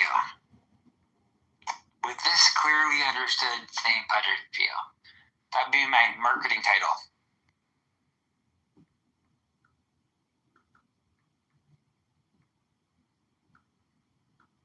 Yeah, I had this SMS business where I had like BibleVerses.com and QuranVerses.com, etc. And it was like a direct response campaign on Google to, arbitrage ad spend versus cell phone subscription on premium SMS. But I just could not afford it all anymore. I had to shut it all down, but I had spent a lot of money getting it all set up, and eventually I had to give up on it. But it was pretty smart. It could have been a business. Well, that's why we need teams. We need teams of people. I'm the same thing. I can get things going, but it's hard to get them going. Well, you have to develop a skill as a recruiter, as a leader, as a person that brings other people to an idea. Or else, because everyone has ideas. Ideas are kind of worthless. Execution is the priceless part. You should check out my friend's business. It's called Pronunciation Workshop. And he teaches international students how to speak American English. And he's making like a lot of money. And he advertises on Meta and Google, etc. And it's a good business. He's a speech therapist. And so he really understands technical aspects of speech and therapy for people who have speech impediments or want to learn how to speak American English. But what I realized is, what he really is doing? He's doing hypnosis. He's making people deeply relaxed, and they keep coming back to him to speak to him because he has that ability to put people into a deeply relaxed state. And that's what most people want. There's no way that some people will ever be able to speak English in the way that we speak it, if they're from China or Japan or whatever. No matter how hard you try, you're always going to have an accent. Well, same with us in Chinese, right? So, yeah. I mean, I can barely speak English, so, that's one thing. But what I find interesting about my friend's business is he's a hypnotist. And most people think they're signing up to learn how to speak American English, but what they're really doing is falling for a hypnosis trap or scheme or business. Clubhouse is the same thing. People enter into what they call conversational hypnosis, which is just fully automated hypnosis, where people will just keep talking and talking and talking, like chillism room or etc. It never ends because all communication is hypnosis. I don't even think it's a theory at this point anymore. I think it's like a communication maxim or aphorism or proof. I don't know. I mean, there have to be some absolutes with regards to communication or communication theory. So I have some thoughts on my idea is brilliant, but it just didn't work out thing. Because I hear this a lot, and I've had the same thing. I've had lots of brilliant ideas that I couldn't execute on. That the power to execute is so much more important than the idea, right? Because everyone has good ideas, actually. What makes people unique is the ability to execute on them. Well, two ways that I've made money is like buying and selling tickets, scalping tickets, arbitraging tickets, as well as like arbitraging Google ads. So if I'll spend $200 a day, I'll be able to generate $600 a day in AdSense revenue, that type of arbitrage. God, I've made a lot of money in a lot of different ways. And it's not just execution, it's like ease of execution or spamming, where you're getting traffic for nothing or you're getting traffic for pennies, like nothing. Your cost has to be super low for traffic acquisition. If you can achieve that, basically, it's up to you to try to figure out how to get the highest, revenue per impression. So it's a big business, man. Internet advertising, publishing is fucking trillions of dollars a year. It's huge. It's global. It's like global communication, global spam, whether it's Baidu or Google or Meta. There's all these other platforms like Taboola or, the Israel has tons of advertising networks. I've worked in that industry for a lot of years. There's a lot of money to be made in spam advertising and in deceptive advertising. You could claim that if you were to create a very sophisticated, like Jesus Christ direct response advertising company, and you were to make some, who's really good at creating direct response ads is St. Jude. When they have a father say, well, my little girl got diagnosed with leukemia, I just didn't know what to do. Right? Those types of ads, do you know how much money like that ROI generates versus, advertising a fucking muffler shop with brakes or something? Like, the whole thing is emotionally based, pulls at your heartstrings. And so St. Jude and leukemia research is able to advertise at scale because their ROI on that ad spend is some of the highest in the industry. So it's competitive. So I do know a little bit about online ads. Do you know how ad markets work? Like real-time bidding exchanges. Yeah. Double click that acquisition in Google's content display network. I used to work at Google and I haven't used Google products in quite a while. I've recently been buying Meta ads on Instagram and they keep rejecting my ads. I'm like, this is so stupid. Like, why the fuck aren't they accepting these ads? These are just generic political ads, but they're rejecting them. Well, yeah, there's not a great profit incentive for them for the political risk of having political ads. So yeah, you have to be in the club to run them. Anyways, I'm more interested in the book club, but I am making headway into politics. We did get over 1,100 signatures. We only need 700. So we will. On what? What are you trying to pass? I'm running for U.S. Congress in the 16th district, so I'm going to be on the ballot March 17th. Okay, interesting. So when you get elected, can I get your phone number? Get a call? Yeah, dude, you can come to Congress and come to my office and join the book club in person. We can read books. That's a good offer. Yeah, you can read the book. I might have to support your campaign. Yeah. If it's going well. Yeah, click my profile, send another $200, and then you can come to Congress and read the Book of Luke. Yes. All over the Capitol building. Only if it's going well, though. If it's not going well, then F off, It's going well. Like, we've already hit. We will see if they're able to defeat our ballots because I'm pretty sure that our ballots are legitimate or our petitions are legitimate, and I don't know. I'm very optimistic that we're going to get on the ballot.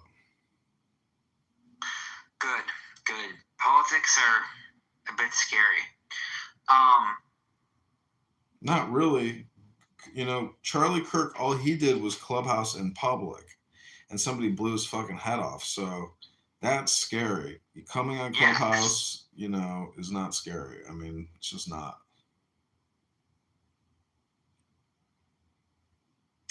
So, I mean, this is what Marcus Aurelius or Epictetus says, that currently the art of philosophy is not popular in Rome, meaning that it's too dangerous to play the devil's advocate and be a troll or a gaslighter, you know, to prove to people that they're wasting their time.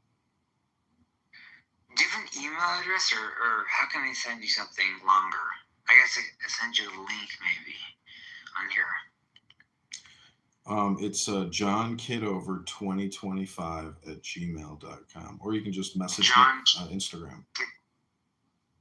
I don't have your Instagram. It's just my name, John Kitover. Okay, I'll find you on Instagram. Please don't share my Instagram on your stream, though. Okay? Yeah, don't say it then. Well, I'm not going to. John Kitover.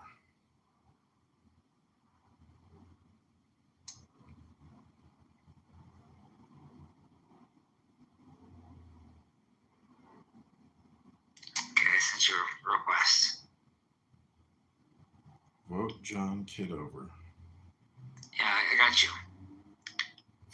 Now I'm updating my Instagram. The app, you mean? Oh no, actually I'm updating X.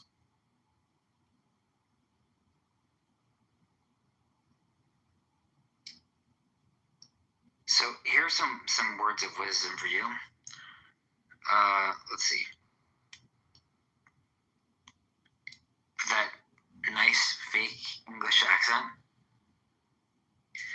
Can you read this link or no? What is it?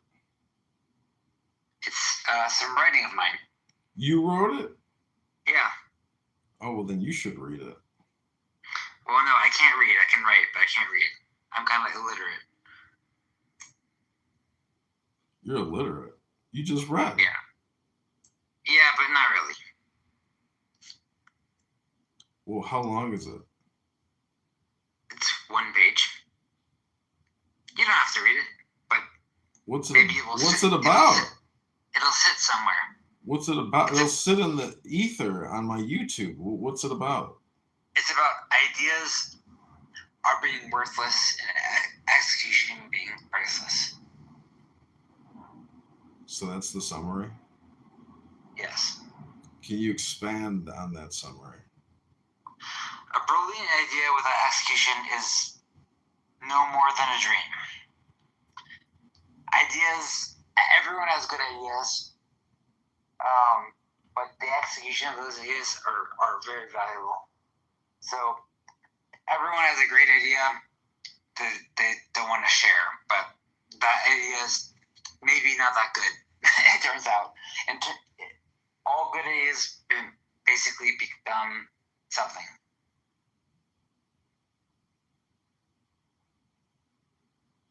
And you have to read more if you want to.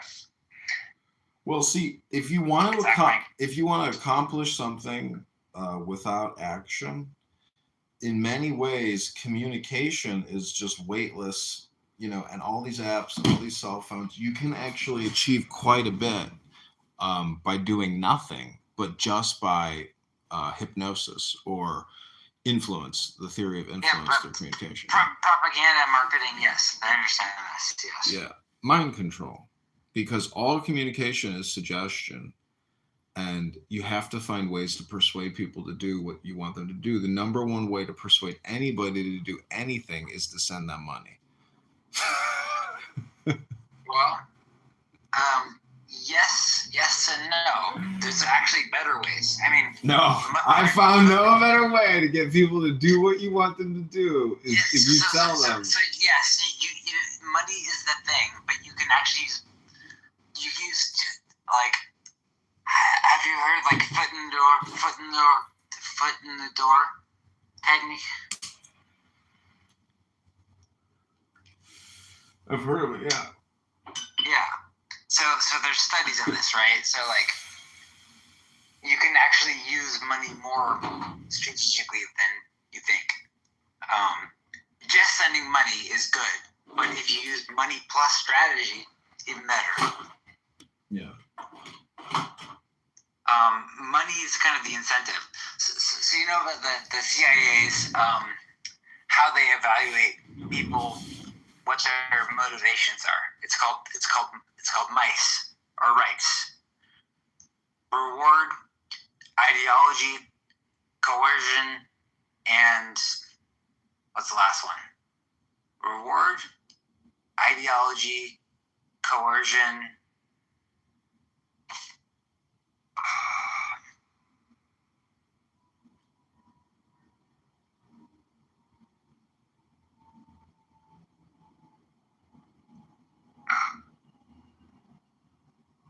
What's the last one? Reward, ideology, coercion, and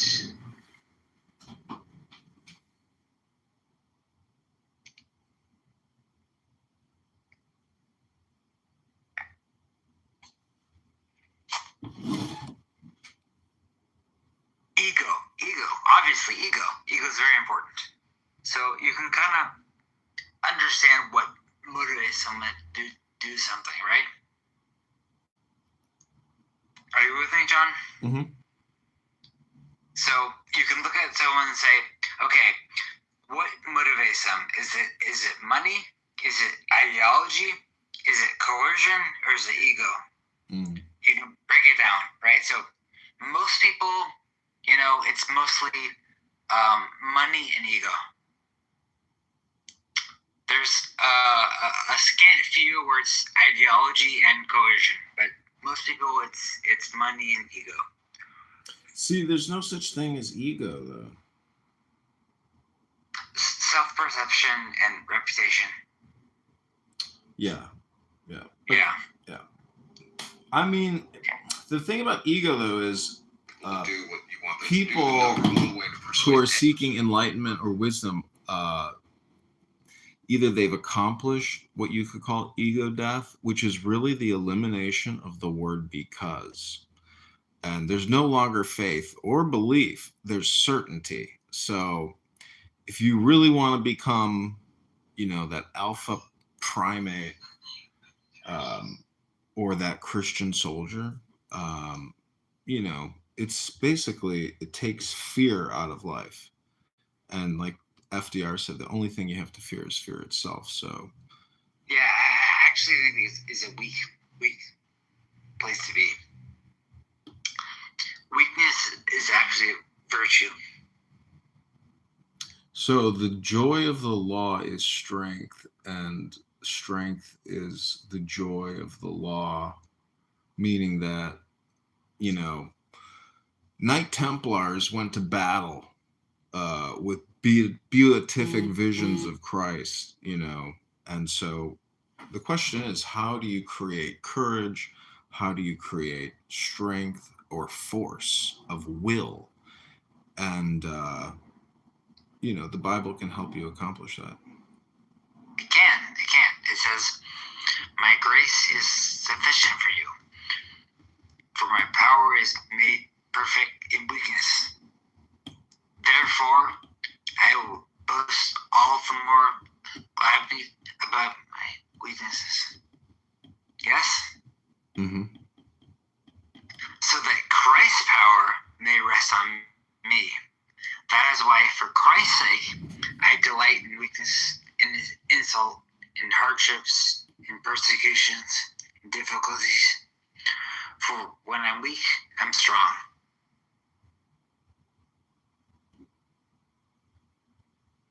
Yeah, that makes sense. But see, it's only because there's the pairing of the opposites where the strength comes into play, because well, that's spirituality in a nutshell, right? It's the mirror effect, the image of God. It's all mirroring. Yeah. And balance, mirroring and balance. Also, integrity, ethics, or moral virtue and the cultivation of that is not something which can just be taught in a classroom. It has to be, you can say you have to learn it the hard way, but really you have to study it. And it's very difficult to find information on ethics.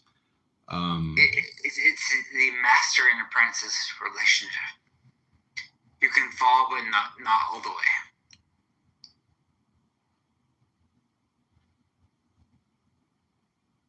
Right? Like as a student.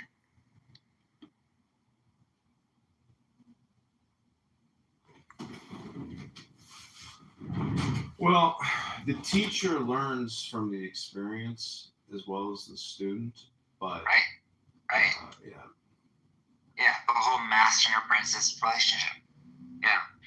So yeah. You're never the master is the eternal student.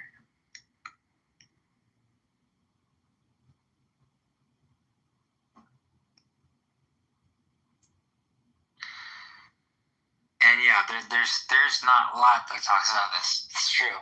And it's very important because everyone needs a mentor, you know? See, if you want a mentor, though, you are your own best mentor. And that's why I do a lot of these recordings, because there's no better mentor than yourself. You're wrong there. The saying is, if you can master others, you are strong. If you can master yourself, you are truly powerful. So it's about self-control, which is really just another word for focused concentration. Or how do you actually eliminate all the distractions from your spotlight? And you are a light. But this app and the people on it are engaged in a nefarious game to essentially waste all their time and not cultivate wisdom or education. And it's really just it's just lazy. It's couch potato behavior. And I have been doing a pretty good job of breaking free from it. I'm kind of surprised. I don't miss it.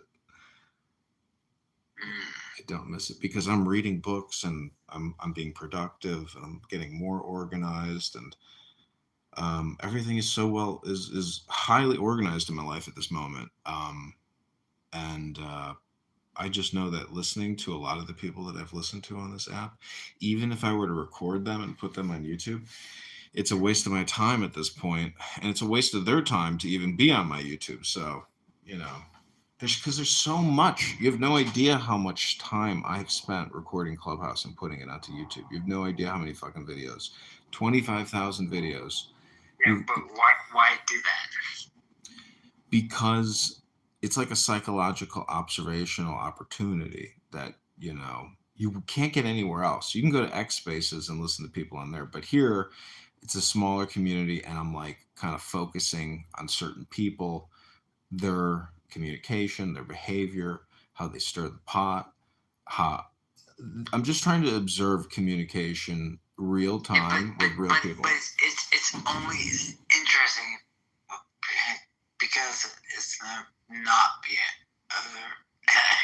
sorry. It's only interesting because it's not being observed. Yes? What? You're mumbling. It's only interesting because it's not being observed. It's interesting to me because I'm creating it. And I think... But it loses interest. That's why I don't talk on replays normally. Well, I'm just trying to say that I've created a large library catalog of Clubhouse users one-to-one, meaning that I filmed the phone with Anonymous, and the thing that pretty much was the turning point for me, literally turning point, was listening to people celebrate Charlie Kirk's murder. That was to me where I was like, okay, I think I've reached the bottom of the barrel. I can't record anything more egregious than this. It can only be up from here, So I'm like, what? Yeah. I don't like that. I don't like catching people on their worst day. I really don't like it at all. It's something to put in the memory banks and the history books to because No, it is, but isn't. Yeah. no, it is because imagine if you could cross-examine that individual and they were to listen to themselves in hindsight and say, "Ooh, yeah, that did sound bad," like they could course correct in the future if they were to hear their recording. And if you think that the all-seeing eye or God is gonna play back to your life, at the gates of heaven before he lets you in and gives you That's some type God's of role, way not justice. ours, right? Yeah, but Like, that's what your government is doing. This is the George Orwell 1985 Big Brother surveillance state, and it's already here. First off, we already have social security numbers and credit scores. We already have a Chinese type of surveillance system. They want to do these digital IDs. But what's the difference? Like, who cares? It's already all out there. Everybody has completely already exposed themselves. and so you're trying to lean to that more instead of having private places to kind of discuss it. I don't know. Well, I'm a trained military intelligence officer, which means I'm a spy. And there are amateurs. Are you? There are amateur spies and there are professional spies. I am a transparent public professional spy. And What agency? John Kitover News. I'm a journalist. I'm a filmmaker. Okay. I'm an artist. Okay. I'm a content so creator. not an actual intelligence agency. Yeah, I run my own intelligence services. What do you think the news is? It's an intelligence network. I hear you. I'm being facetious, but everyone here is their own central intelligence agency. That's the point, is we are all the CIA. Are you stupid? Like, are you trying to live your life at the highest level of intelligence? Or are you trying to understand the situation and the game that you're playing in? No, I get you.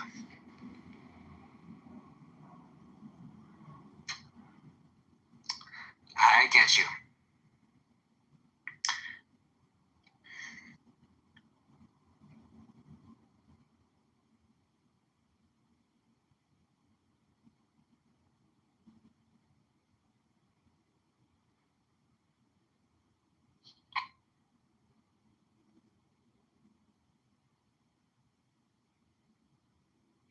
Thus, we should record rooms? Question mark. Yeah, because you're damned if you do, you're damned if you don't. You're damned if you remain silent. Nothing will change the fact that, we're all going through the same gate in a couple hours. So we use Clubhouse as kind of a proving grounds, Yeah, you can run experiments here. Yeah. Don't record them though. Well, dude, how do you get observational results unless you record them? So it's intellectual honesty, right? Like you want to try them out before you play them in the real world. Yeah. No, see, the point is like, this is just like a private study that these results aren't really being published like professionally. So no one really is looking at any of this stuff, and it'll all just disappear because really. You think that, but they can pick it up. Well, what I'm doing, what I'm filming though, is intelligence. Like, we're getting views. Like, that poem I just read got 112 views. Dude, you know what I did last night is I went out to the bar. They have a big band and a stage, and the glass windows were closed. So I filmed from outside, and then I overlaid Creedence Clearwater Revival. And just because it's a band on a stage, like, if you play classic rock and roll from the 60s, it, like, you can't tell the difference. You try, as the viewer, you're trying to figure out, is this them playing? It throws people, and it's deep fake. Yeah. It's a exactly. It's a deep fake. Yeah.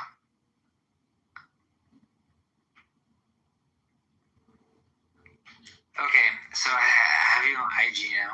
It's good. Yeah. Let me add you back.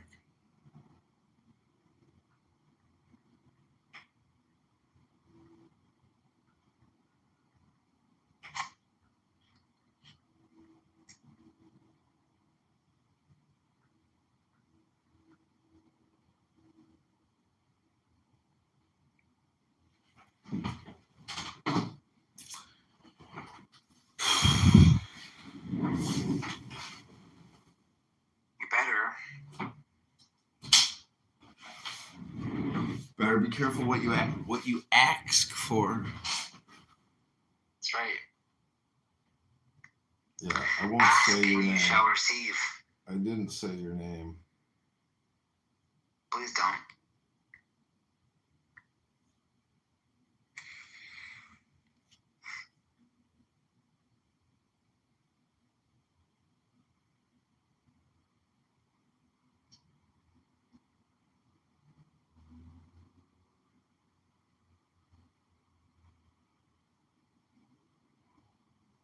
Confirmed.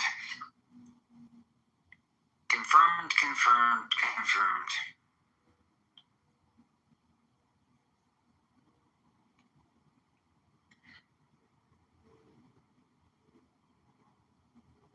Yeah, I got this new AI wearable called B Computer, and it's listening to this conversation right now. Great. I need more fucking bugs. I'm bugging the bug.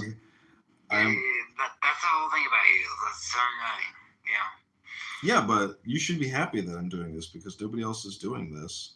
I don't need more people recording me. You know? No, you need more people in your life who are running experiments around you to basically help you, increase your willpower to achieve, higher states. No, I don't want to be recorded, yes. Yeah, but you don't understand. Every time you come on here and speak, you're being recorded. It's being transmitted and stored, regardless of whether it's me or Clubhouse. You're magnifying it, though. You're making it worse on purpose.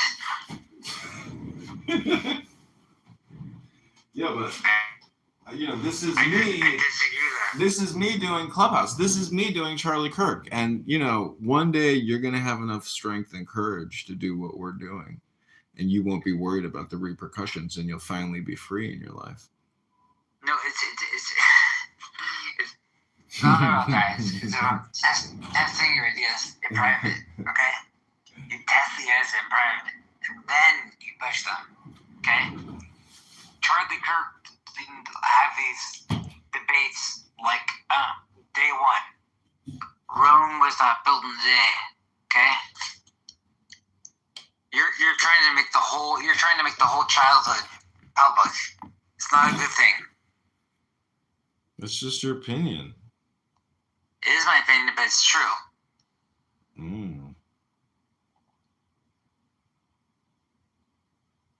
So don't make the childhood public. Make the adult public. See, you're worried about your brand reputation, and I offer a brand reputation building service on top of my English as a second language. It's not my brand. It's the ideas brand. See, I work for Pronunciation Workshop. We help non-native English speakers speak American English in less than 48 hours. Go to pronunciationworkshop.com and speak with Dr. Jordan Gruber. He's going to help you speak extremely clear and concise English to help you in your business life and in your communication, even in your native tongue. Go to pronunciationworkshop.com. Yeah, I have medical problems. Yeah. Okay, this is the Tao Te Ching. Powers. Man follows the earth. Earth follows the universe. The universe follows the Tao. The Tao follows only itself. 26. The heavy is the root of the light. The unmoved is the source of all movement.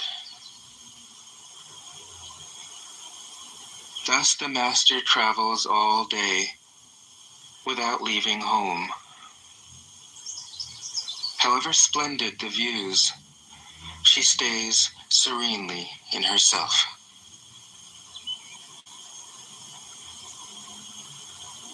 Why should the lord of the country flit about like a fool? If you let yourself be blown to and fro, you lose touch with your root.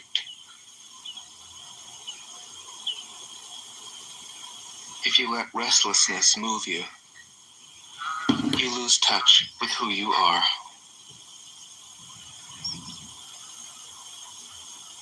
"27. A good traveler has no fixed plans and is not intent upon arriving. A good artist lets his intuition lead him wherever it wants. A good scientist has freed himself of concepts and keeps his mind open to what is. Thus the master is available to all people and doesn't reject anyone. He is ready to use all situations and doesn't waste anything.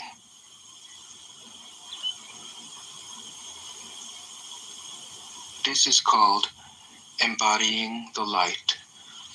Speak American English in less than 40. What is a good man but a bad man's teacher? What is a bad man but a good man's job? If you don't understand this, you will get lost, however intelligent you are. It is the great secret.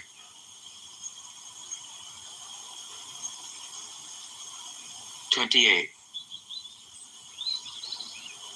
Know the male, yet keep to the female. Receive the world in your arms.